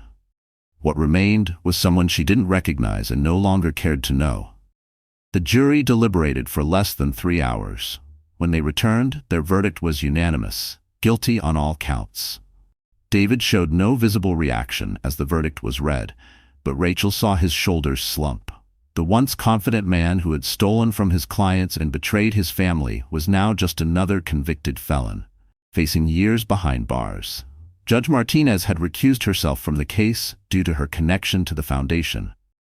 Judge Henderson, known for his tough stance on white-collar crime, presided over the sentencing. Mr. Webb, Judge Henderson began as David stood, you were placed in a position of trust, and you violated that trust in one of the most egregious ways possible. You stole from people who were already suffering, people who trusted you in their most vulnerable moments. David was sentenced to 8 years in federal prison, with full restitution ordered to all his victims. Lisa received 3 years for her role as an accessory. As the court officers led David away in handcuffs, he turned to look at Rachel one final time. She returned his gaze steadily, feeling nothing but relief that this chapter of her life was finally over. She didn't flinch, didn't blink. Her silence was louder than any final word. Outside the courthouse, a crowd of reporters waited. Eleanor had prepared her for this moment. Justice was served today, Rachel said simply.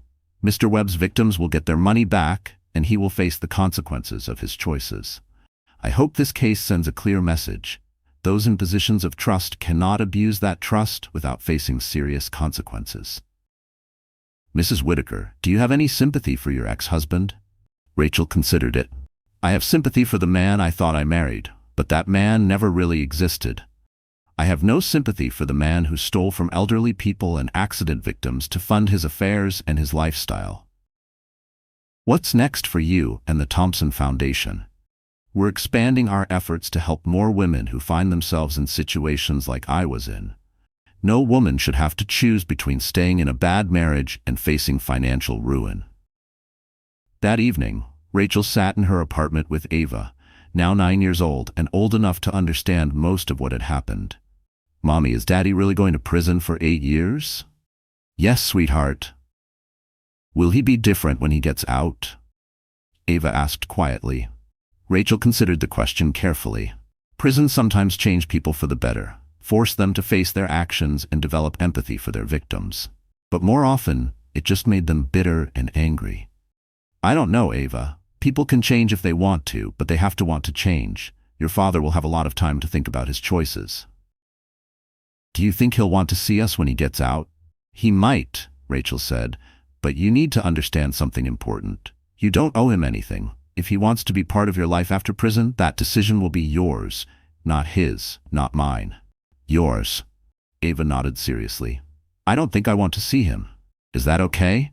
"That's perfectly okay," Rachel said, pulling her daughter close. "Your dad made choices that hurt our family, and you are allowed to protect yourself from people who hurt you, even if they're family." "Will you be sad if I never want to see him again?" "Sweetheart, my job is to make sure you're happy, safe, and loved. If never seeing your dad again helps you feel that way, then I support you completely." 2 weeks after the sentencing, Rachel received a final letter from David. It was shorter than his previous ones, and the tone had changed. There was no pleading, no anger, just quiet defeat. "Rachel, I know you won't respond to this, and I understand why. I know I destroyed everything good in my life, and I know it's too late to fix any of it. I just wanted you to know that I finally understand what I did. Not just the crimes, but the betrayal. I understand that I threw away a good woman and a beautiful daughter for things that didn't matter. I understand that I hurt people who didn't deserve it. I'm not asking for forgiveness. I don't expect anything. I just wanted you to know that I finally get it. I hope you and Ava have wonderful lives. You deserve all the happiness in the world." Rachel read the letter twice, then placed it in her desk drawer with the others. It was the closest thing to a real apology she had ever received from him. But it didn't change anything. Some damage couldn't be undone. Some trust couldn't be rebuilt. And some doors needed to stay closed forever. But for the first time since their marriage had ended, Rachel felt genuinely sorry for David.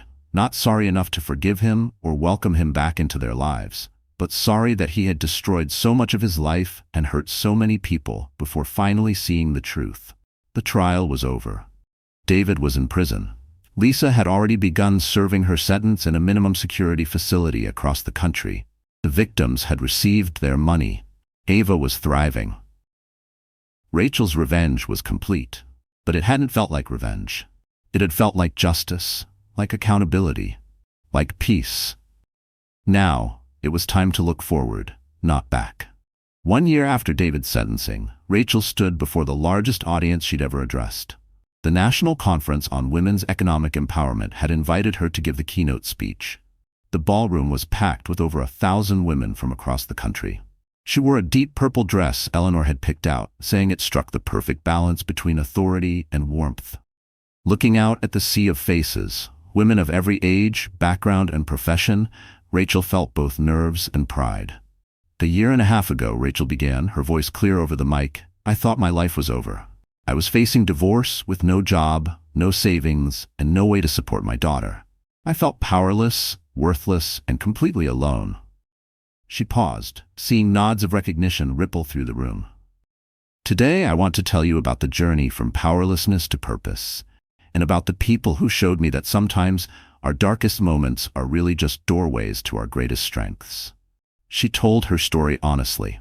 She spoke of betrayal, of fear, of financial ruin. She spoke of Eleanor, the inheritance, the painful decision to choose justice over revenge. And most of all, she spoke about what real power looks like. "My grandmother, Clara Thompson, left me more than money," Rachel said. "She left me a philosophy." She believed that women who had been broken by betrayal could become the strongest advocates for others facing the same struggles. She believed that pain could become purpose. The ballroom was silent, every woman hanging on Rachel's words. In the past year, The Whitaker Foundation has helped over 200 women escape abusive or financially manipulative relationships, Rachel said. We've provided legal support, startup capital for small businesses, childcare assistance, and housing for women who thought they had no options. She clicked to the next slide in her presentation, which showed smiling photos of some of the women they had helped. Kara, now running her second convenience store and employing 8 people. Brenda, whose diner had become a community hub and training ground for local teens entering the restaurant world. Mrs. Whitman, who had used her recovered settlement to establish a scholarship fund for low-income students. But the most important thing we've learned, Rachel continued, is that every woman who accepts help becomes someone who can help others. Recovery from betrayal isn't just about healing yourself. It's about using your experience to prevent other women from going through the same pain. After her speech, Rachel was approached by a stream of women wanting to share their own stories. Some were just beginning to break free from harmful relationships. Others were years into their recovery and eager to find ways to give back. All of them understood the message. Strength could come from struggle, and purpose could come from pain. One woman in particular stood out. She looked to be in her 20s, with the weary eyes of someone who'd been fighting invisible battles for too long. "Mrs. Whitaker," she said softly. "My name is Hannah. I read about your foundation online. I'm in a similar situation, but I don't qualify for help. My husband hasn't committed any crimes. He's just slowly destroying my confidence and making me feel like I can't leave." Rachel recognized the pattern instantly. Financial abuse didn't always involve overt theft. Sometimes it was about control, about isolation, about convincing a woman that she was incapable of surviving on her own. "Hannah, what kind of work did you do before your marriage?" Rachel asked gently. "I was a nurse," Hannah said. "But my husband convinced me to quit, said he'd take care of me, said I didn't need to work." Rachel exchanged a look with Eleanor, who had been standing nearby and listening. Both women recognized the story. "Hannah, do you want to go back to nursing?" Rachel asked. "I don't know if I can. It's been 3 years. My license expired, and I don't have the money for the recertification courses." "What if money wasn't the issue?" Rachel asked. "What if you had housing, childcare, and tuition covered so you could get back on your feet?" Hannah's eyes welled with tears. "You'd really do that?" "The Whitaker Foundation would do that," Rachel said. "But Hannah, you need to understand something. Accepting our help means you have to commit to leaving your marriage. We don't help women return to abusive or controlling situations." "I want to leave," Hannah whispered. "I've wanted to for months. I just didn't know how." Eleanor stepped forward and handed her a business card. "Call this number tomorrow morning," Eleanor said. "We'll help you make a plan." As Hannah walked away, Eleanor smiled. "You're getting good at this." "I'm learning from the best," Rachel replied. "Clara's philosophy works. Help a woman become strong, and she'll help others become strong." That evening, Rachel returned to her penthouse. It no longer felt like a luxury suite or a symbol of escape. It felt like home. Ava, now 10 years old, was sitting at the dining table, working on a school project. "Mommy," she said, looking up from her laptop, "I'm writing my report about you." Rachel sat beside her, surprised. "About me, Ava? I'm not a hero." "Yes, you are. You help women who are sad and scared, and you make them strong again." Rachel read over Ava's shoulder as her daughter typed. "My mom was married to a bad man who stole money and was mean to her. But my mom is smart and strong, and she learned how to help other women who are married to bad men. Now my mom has a foundation that helps women start new lives. I want to be like my mom when I grow up." "Ava, this is beautiful," Rachel said softly. "But you can be anything you want to be when you grow up, right? You don't have to work at the foundation if you want to do something else." "I know," Ava nodded, "but I like helping people.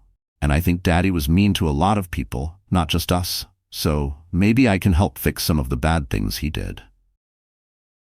Rachel felt her eyes fill with tears. Her 10-year-old daughter had developed a sense of justice and compassion beyond her years. "What do you remember about Daddy?" she asked gently. Ava paused to think. "I remember he was gone a lot. And I remember you cried sometimes when you thought I wasn't looking. I remember you were always worried about money. And I remember that you're happier now." Do you miss him?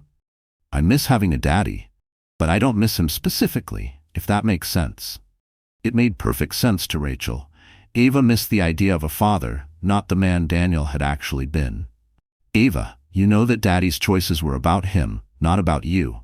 You're a wonderful daughter, and none of what happened was your fault. I know, Mommy, you've told me that a lot, and I believe you. The next morning brought news Rachel had both expected and dreaded. Marcus Webb called with an update from the prison. Rachel, he began, Daniel is being transferred to another facility. There was an incident at his current prison. What kind of incident? He was attacked by other inmates. Word got around about what he was convicted for, and inmates don't take kindly to people who steal from elderly folks and accident victims. Rachel felt a brief flicker of concern, despite everything. Is he seriously injured? No, but he's asked for protective custody, and the only way to get that is through a transfer to a minimum security facility. There's something else. He's been asking to see you. No. I figured you'd say that, but his lawyer said he wants to apologize in person. He's had plenty of chances to apologize, Rachel said flatly. I don't need to hear it now. There's one more thing. Daniel's been corresponding with a journalist who wants to write a book about the case. The journalist has reached out to several people, including you. Rachel sighed. She'd known this was coming. High-profile cases often ended up as books or even movies. Daniel's story had all the ingredients. Betrayal, crime, justice, redemption. What kind of book? Not clear. The journalist could be sympathetic to him, or to you, or just after a sensational story. Either way, Rachel, you need to know what's going on. That afternoon, Rachel met with Eleanor and the counsel in Judge Whitman's chambers to discuss the situation. The book is going to happen whether we cooperate or not, Judge Whitman said. The question is, do we want to ensure our side of the story is told accurately? What do we know about the journalist? Asked Dr. Moore. Her name is Jennifer Ross, Eleanor said. She's written 3 previous books on white-collar crime. All were well-researched and fair. She's not a tabloid reporter. But she's talking to Daniel, Rachel pointed out. And whatever he's telling her is going to be self-serving, maybe not even true. Councilwoman Green leaned forward. Rachel, this might be an opportunity. If she's credible and if she's willing to hear the full picture, this book could help other women spot the warning signs of financial abuse. Or it could portray Daniel as a victim of circumstances, Rachel countered. Not if we give her the complete story, Judge Whitman said calmly. I think you should meet with this journalist. Tell her everything. Give her access to the Foundation's work. Let her see the real impact of what you're building. Rachel considered this. Part of her wanted to ignore the book entirely, let Daniel tell whatever self-serving version of the story he wanted, but another part of her recognized the opportunity to reach women who might be in situations like hers had been. What if she writes something that makes Daniel look sympathetic? Then she writes something that makes Daniel look sympathetic, Eleanor said matter-of-factly. But Rachel, the facts are on your side.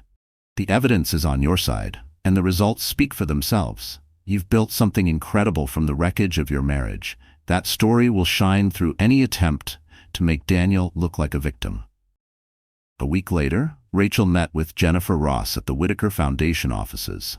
Jennifer was a woman in her 40s, professional but warm, with a direct gaze that suggested she didn't tolerate vague answers or convenient truths. Thank you for agreeing to meet with me, Jennifer said as they sat down. I know this situation is complicated for you. It's not complicated at all, Rachel replied. My ex-husband committed crimes, got convicted, and went to prison. I inherited money from my grandmother and used it to help other women. That's the story. Jennifer smiled. I suspect there's more to it than that. Over the next 3 hours, Jennifer asked in-depth questions about every chapter of Rachel's life. Her marriage to Daniel, the red flags she had missed, the day she learned about his crimes, the inheritance, and her decision to use it to support other women instead of simply enjoying the wealth. Mrs. Whitaker, some people might say that you've benefited tremendously from your husband's downfall. How do you respond to that? I'd say that's exactly backward. Daniel's downfall didn't benefit me. My grandmother's legacy did. Daniel's crimes just prove that my grandmother was wise to make provisions for family members who might need help getting out of bad marriages. But the timing was fortunate. No, the timing was perfect. But not because of luck. My grandmother designed it that way. She wanted her descendants to prove they could survive adversity before receiving their inheritance. Daniel's betrayal was the adversity I had to survive. Jennifer took careful notes, occasionally pausing to ask follow-up questions that showed she grasped the complexity of the situation. "What do you want people to take away from your story?" she asked as the interview wound down. Rachel thought for a moment. "I want women to know they're never as powerless as they think. There are people and organizations out there who want to help if they're brave enough to ask. And I want them to understand that surviving betrayal doesn't make you weaker. It can make you stronger." And what do you want people to understand about Daniel?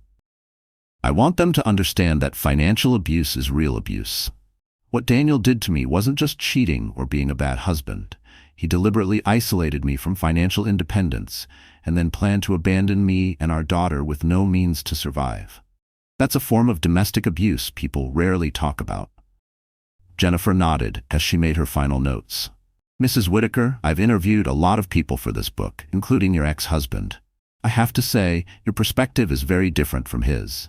"I'm sure it is," Rachel said calmly. "What does Daniel say happened?" "He portrays himself as a man who made mistakes under pressure, got in over his head with business issues, and was abandoned by his wife when he needed support most." Rachel almost laughed. "That's fascinating. He still sees himself as the victim." "Do you think he's learned anything from all of this?" "I think he's learned that actions have consequences. I don't think he's learned to take real responsibility or to feel genuine empathy for the people he hurt." 6 months later, Jennifer's book was published under the title Trust Betrayed: How One Woman's Tragedy Became Another's Triumph. The book told the full story, including lengthy interviews with Daniel, but the narrative made it clear who was the victim and who was the perpetrator. It became a bestseller, but more importantly, it brought national attention to the Whitaker Foundation's mission. Donations poured in from readers, inspired by Rachel's journey, eager to support the cause. Women from across the country reached out, having recognized pieces of their own lives in Rachel's story.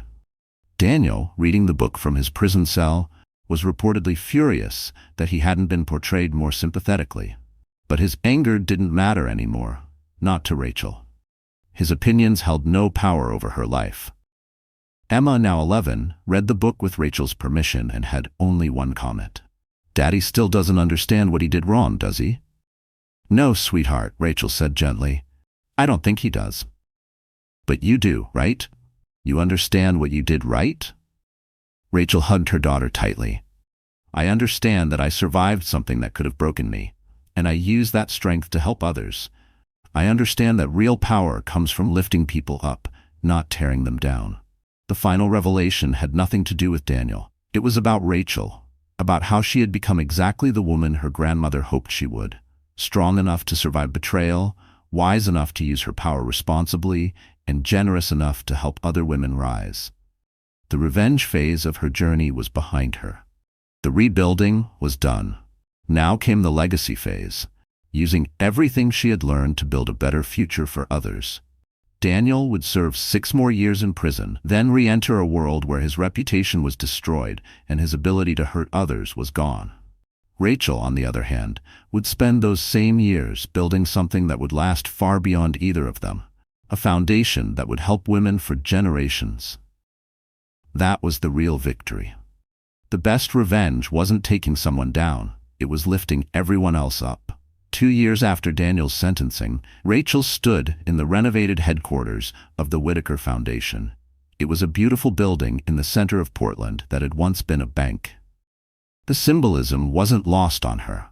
A place once known for denying loans to women now offered support to help them rebuild their lives.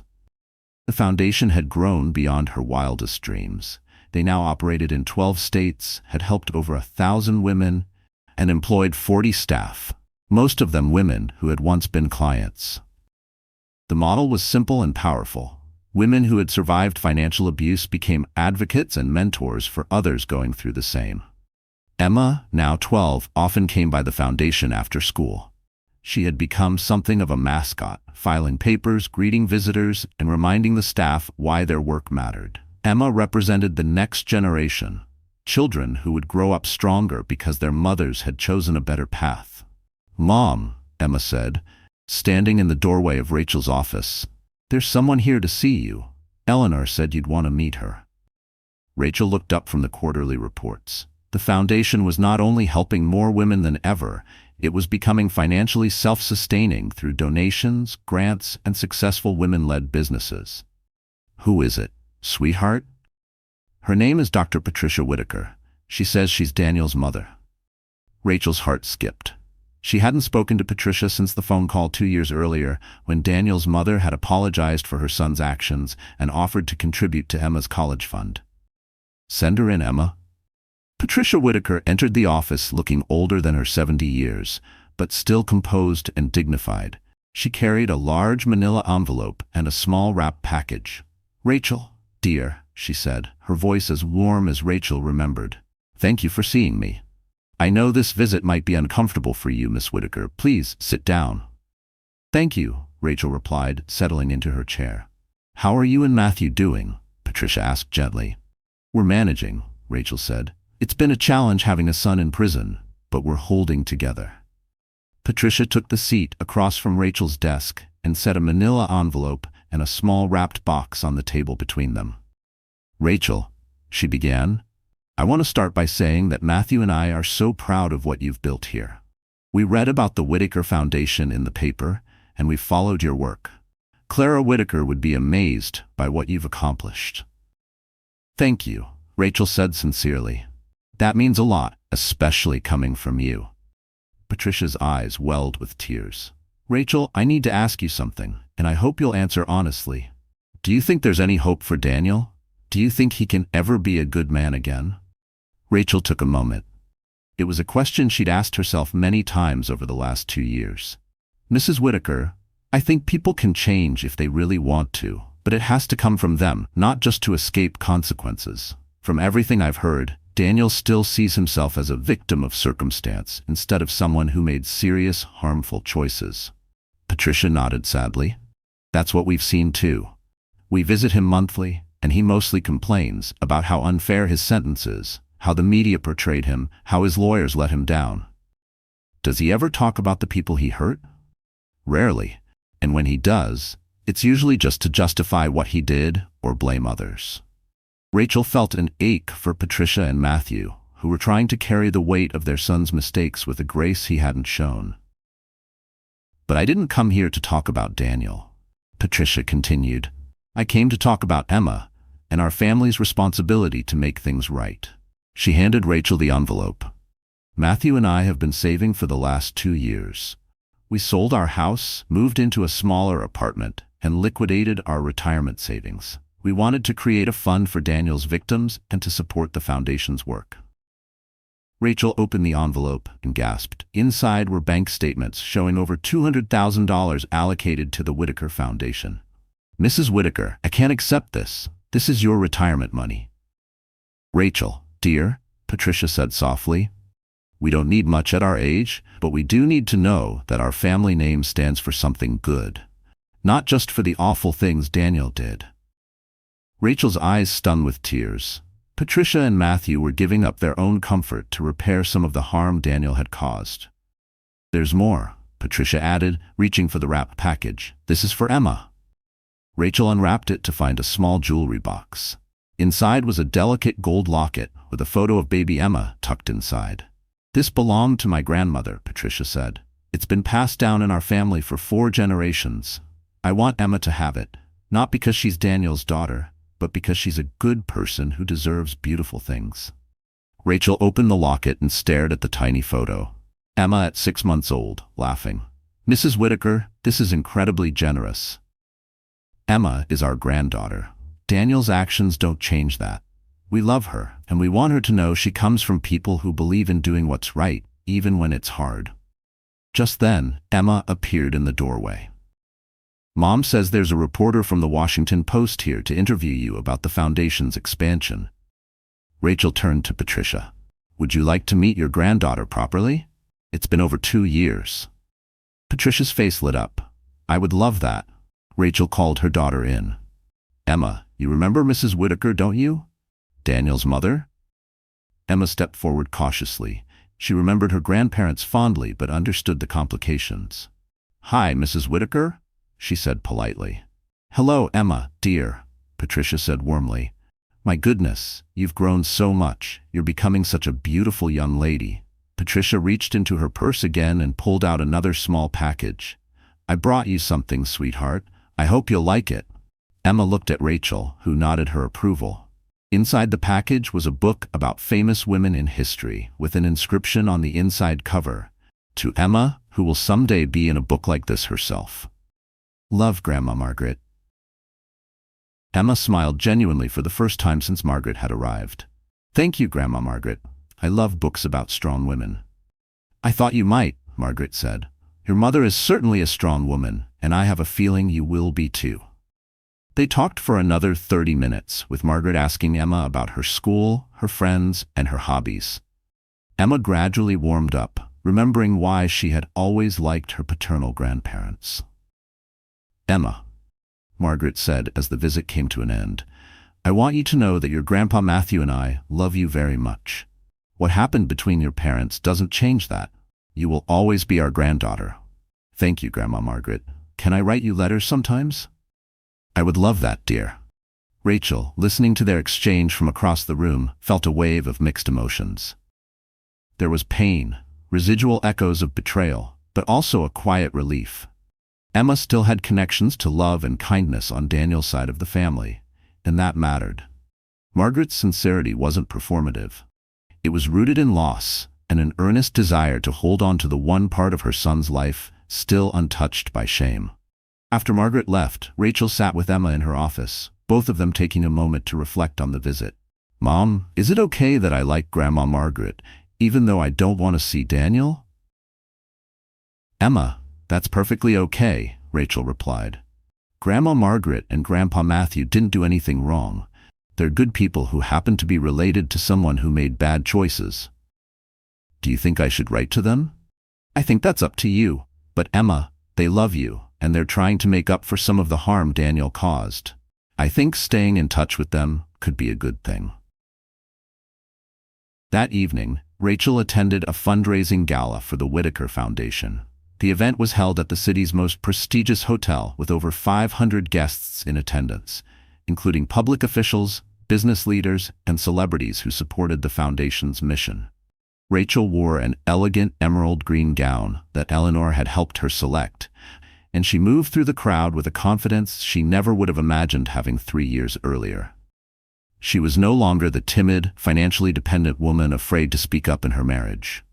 She was now a commanding presence, respected and admired for her strength and the work she was doing to empower others. Each handshake, each nod of recognition from the crowd, reminded her that she had built something meaningful, not from spite or vengeance, but from purpose.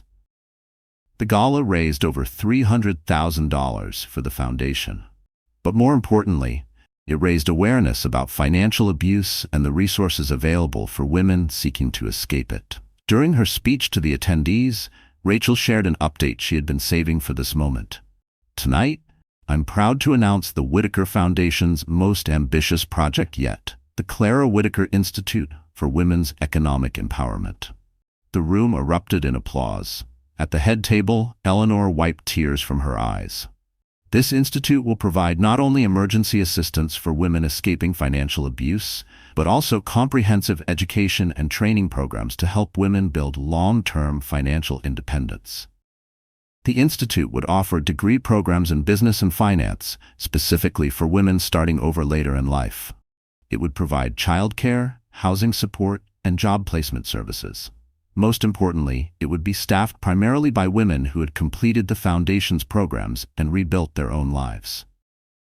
As Rachel spoke, she spotted a woman in the back of the room silently crying, not from sadness, but from the quiet recognition that help was finally real and possible. After the gala, Rachel returned home to find Emma still awake. Mom, I watched your speech online. The institute sounds amazing. Thank you, sweetheart. I'm excited about it too. Emma was quiet for a moment, then asked, Mom, do you ever think about Daniel anymore? Rachel considered the question. Not very often. When I do, it's usually just hoping he's trying to become a better person while he's in prison. But honestly, Emma, he's not a big part of my life anymore. Good. I was worried that you might still be sad about him. I'm not sad about him, Emma. I'm grateful for the lessons his betrayal taught me, and I'm proud of what we've built from that experience. But I'm not sad about him leaving our lives. Emma nodded seriously. I have something to tell you, Mom. There's a boy at school whose mom is going through a divorce like you did. His dad is being mean about money and trying to make his mom feel bad about herself. I told him about our foundation and gave him one of your business cards. Rachel felt her heart swell with pride.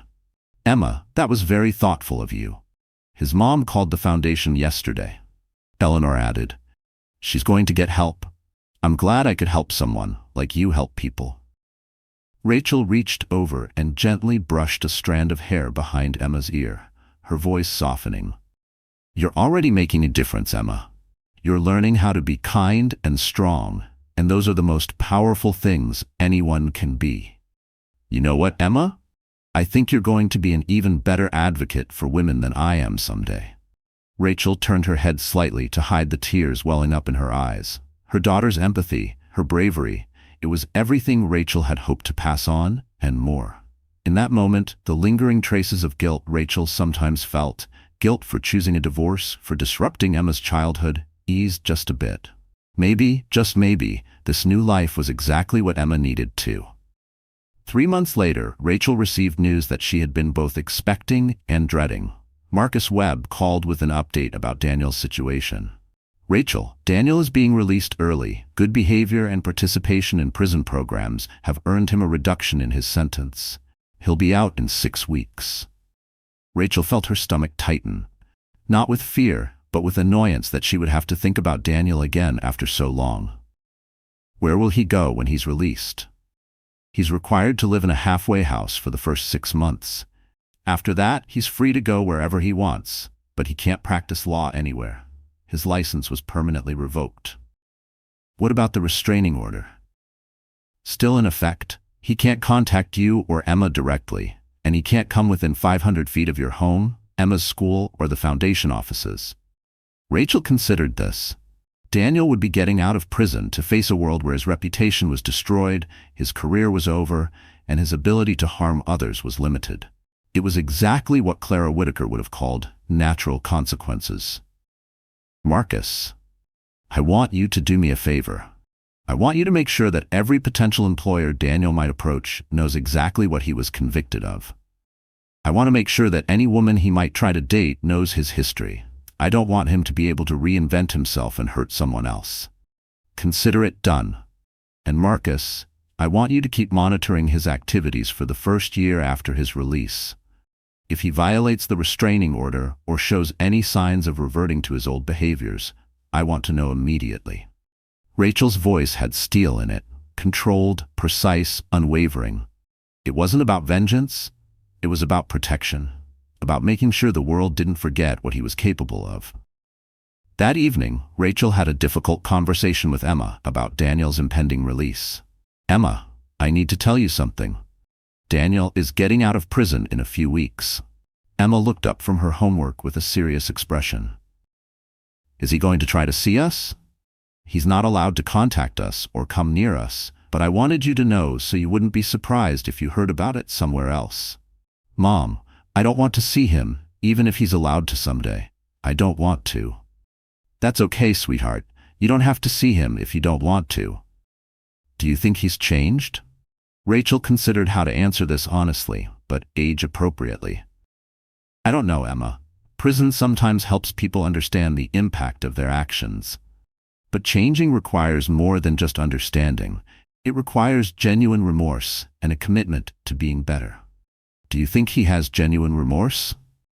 I honestly don't know. But Emma, it doesn't matter to us anymore. Whether Daniel has changed or not, whether he's sorry or not, it doesn't affect our lives.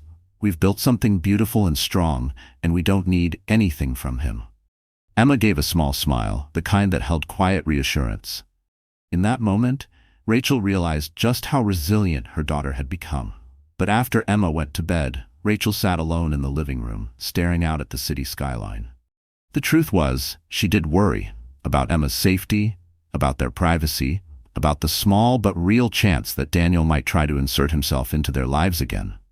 The strength she showed in front of Emma was real, but so was the quiet vigilance she carried each day. Emma nodded and returned to her homework, seemingly satisfied with the explanation. 2 weeks before Daniel's release, Rachel received an unexpected phone call from Lisa. Rachel almost didn't take the call, but curiosity won out. "I know you probably don't want to hear from me," Lisa began, "but I wanted to give you a heads up about something." "What is it, Lisa?" "Daniel has been writing to me while I was in prison. He's been asking me to help him contact you when we both get out." Rachel felt a chill. "What did you tell him?" "I told him no, of course," Lisa said. "I learned a lot in prison about taking responsibility for my actions. I hurt you terribly, and I'm never going to do anything to hurt you again." "Lisa, why are you telling me this?" "Because Daniel hasn't accepted that his old life is over. He's been talking about winning you back and reclaiming his family. He thinks if he can just talk to you, he can convince you to forgive him and start over." Rachel's jaw tightened. She felt the heat rise in her chest, not from fear, but from sheer disbelief at Daniel's delusions. Even now, after everything, he still saw himself as a man with something to reclaim. "Lisa, thank you for the warning. Are you okay? How are you adjusting to being out?" "I'm okay. I'm working at a nonprofit that helps women with addiction recovery. It's hard work, but it feels good to help people instead of hurt them." "That's good, Lisa. I'm glad you're finding a positive way forward." "Rachel, I know I don't have the right to ask this, but I need you to know that I'm genuinely sorry for what I did to you and Emma. Not sorry I got caught, not sorry about the consequences, but genuinely sorry that I betrayed someone who had been nothing but kind to me." Rachel was quiet for a moment. "Lisa, I forgave you a long time ago, not for your sake, but for mine. Holding on to anger was hurting me more than it was hurting you." There was a deep calm in her voice now, the kind that came from healing, not forgetting, but no longer bleeding from the wound. "Thank you for that. Rachel, you've become an amazing woman. I know you always were, but you didn't know it then. I'm proud of what you've accomplished." After Lisa hung up, Rachel realized she felt nothing but pity for both Lisa and Daniel. They were both trying to rebuild their lives after making terrible choices, but only Lisa seemed to understand the magnitude of what she had done wrong. The day Daniel was released from prison, Rachel was giving a speech at a women's business conference in another city. She had deliberately scheduled the trip to coincide with his release, not wanting to be anywhere near him during his first days of freedom. Marcus Webb called her that evening with an update. "Rachel, Daniel was released this morning. He went to the halfway house as required, but he's already been asking staff there about how to contact you." "What did they tell him?" "They reminded him about the restraining order and warned him that any attempt to contact you would send him back to prison." "Good. What else?" "He also asked about getting a job. The halfway house has a job placement program, but when potential employers run background checks, they're not interested in hiring a convicted embezzler." Rachel felt a moment of satisfaction, but it passed quickly. Daniel's employment problems were just the natural result of his choices. "Anything else I should know?"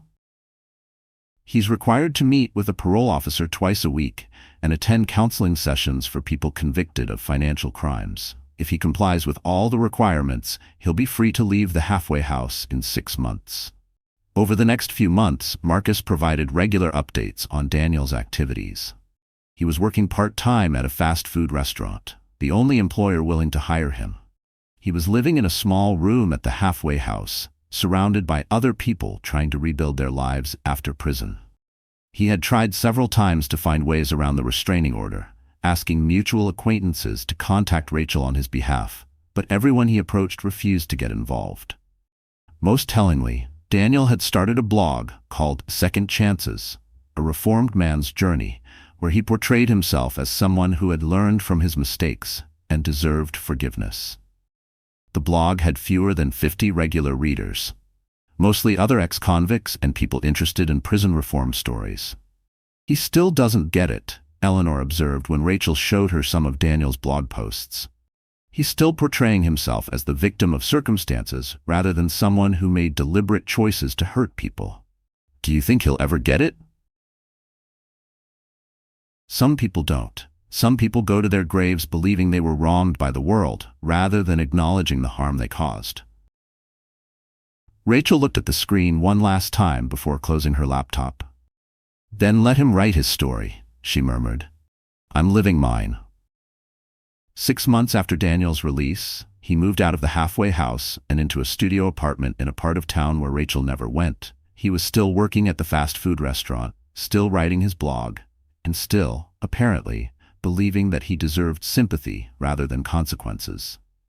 But Rachel had stopped thinking about Daniel almost entirely.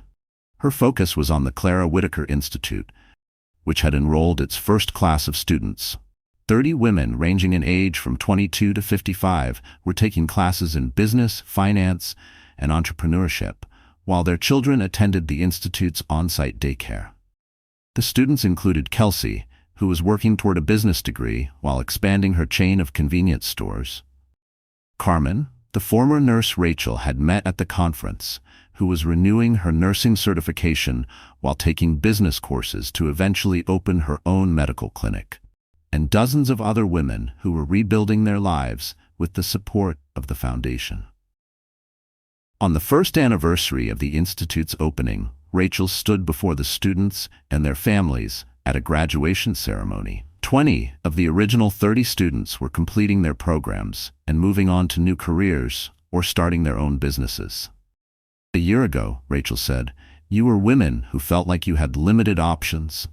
You were starting over in midlife, often with children to support, often with limited resources and damaged confidence. She looked out at the audience, seeing the pride and accomplishment on the faces of the graduates. Today, you are business owners, financial managers, nurses, teachers, and entrepreneurs. But more than that, you are proof that it's never too late to start over. Never too late to build the life you want, and never too late to become the person you're meant to be. After the ceremony, Rachel was approached by Maria Sanders, the journalist who had first told her story 3 years ago. Rachel, I'd like to do a follow-up article about where you are now, 3 years after your divorce. What kind of follow-up? I want to show people what success after betrayal really looks like.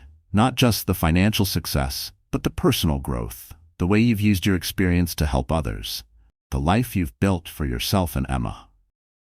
Rachel agreed to the interview, and the resulting article was published with the headline, From Victim to Victor, How One Woman Transformed Personal Tragedy into a Movement for Change. The article included updates on many of the women the foundation had helped, showing a consistent pattern of recovery, growth, and success. It also included a brief mention of Daniel's current situation, noting that he was working in food service and had not been successful in rebuilding his life or career. But the focus of the article was on the positive, the Institute, the Foundation's expanding work, and Rachel's emergence as a national advocate for women's economic empowerment. 2 weeks after the article was published, Rachel received a letter at the foundation. The return address showed it was from Daniel, but instead of discarding it, Rachel decided to read it. Rachel, the letter began, I read the article about you in the newspaper. I want you to know that I'm proud of what you've accomplished, even though I know I have no right to be proud of anything related to you anymore. Rachel continued reading, surprised by the tone of the letter. I know you'll probably never read this, and I know you'll never forgive me, but I need to tell you that I finally understand what I did, not just the crimes, but the betrayal. I understand that I destroyed a good woman's life for selfish reasons. I understand that I hurt Emma and that she's better off without me in her life. The letter went on for 3 pages, detailing Daniel's realization of the magnitude of his actions and the impact on his victims. I'm not asking for forgiveness, Daniel concluded. I'm not asking for anything. I just wanted you to know that I finally understand and that I'm genuinely sorry for the pain I caused. I hope you and Emma continue to have wonderful lives. You deserve all the happiness in the world. Rachel read the letter twice, then put it in her desk drawer with the others. This letter was different from Daniel's previous communications. It seemed genuine, free of self-pity and manipulation. But it also didn't change anything. Some actions couldn't be undone. Some trust couldn't be rebuilt. Some relationships couldn't be repaired, no matter how sincere the apology. That evening, Rachel had dinner with Emma and Eleanor at their favorite restaurant. Emma was now 13, confident and articulate, with clear ideas about her future. "Mom," Emma said over dessert, "I've been thinking about what I want to study in college." "Oh? What are you considering?" "I want to study law and business, like the things you've been learning about with the foundation. I want to help women like you help women." Rachel felt tears in her eyes. Her daughter had grown up watching her transform pain into purpose, and now Emma wanted to continue that work. "Emma, that's wonderful, but you know you can choose any career that makes you happy, right?" "I know. But this work makes me happy. Helping people makes me happy. And I think I'm good at it." Eleanor smiled across the table. "Emma, your great-grandmother Clara would be so proud of you. And Rachel, I think you've raised a daughter who will be even more effective than you are at changing the world." As they walked home that evening, Rachel reflected on how far they had come. 3 years ago, she had been a powerless woman facing a devastating divorce, with no resources and no options. Tonight, she was walking with her confident daughter and her mentor and friend, all of them committed to work that made a real difference in the world. Daniel was somewhere across town, working a minimum-wage job, living in a small studio apartment, and finally understanding the magnitude of what he had lost. But his situation no longer affected Rachel's happiness or peace of mind. She had learned the most important lesson her grandmother had ever tried to teach her. The best revenge wasn't about bringing someone down. It was about lifting yourself and others up so high that the person who hurt you became irrelevant to your life. Rachel's story had begun with betrayal and devastation, but it hadn't ended there.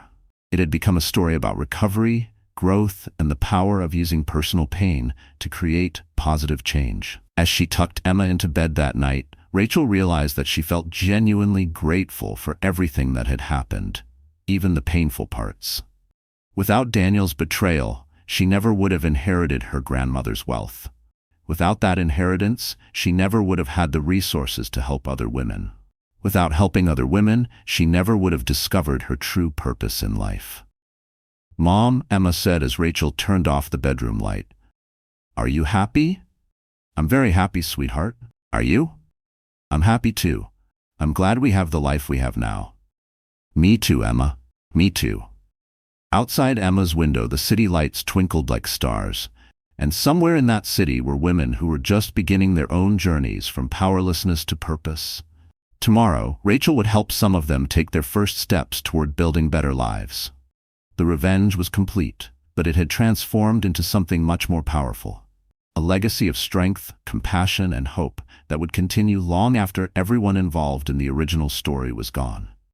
Rachel had won. But more importantly, she had helped hundreds of other women win too. That was the kind of victory her grandmother Clara Whitaker would have been proud of. The new beginning wasn't just Rachel's anymore. It belonged to every woman who found the courage to leave a bad situation and build something better. And that new beginning would continue, one woman at a time, for generations. So, the story has come to an end. And now, dear friends, our wonderful audience, if you're still here with me at this very moment, something in this story must have touched your heart in a special way.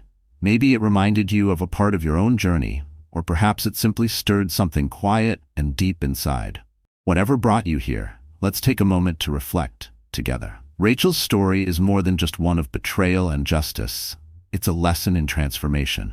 She didn't just survive her pain, she turned it into purpose.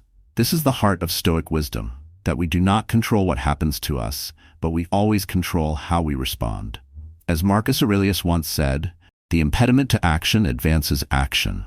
What stands in the way becomes the way." Rachel's inheritance wasn't just money. It was power forged through hardship, wisdom born from loss, and strength earned through fear. She reminds us that the most powerful revenge isn't destruction, it's growth. It's peace. It's building something so beautiful that the noise of the past can no longer reach it.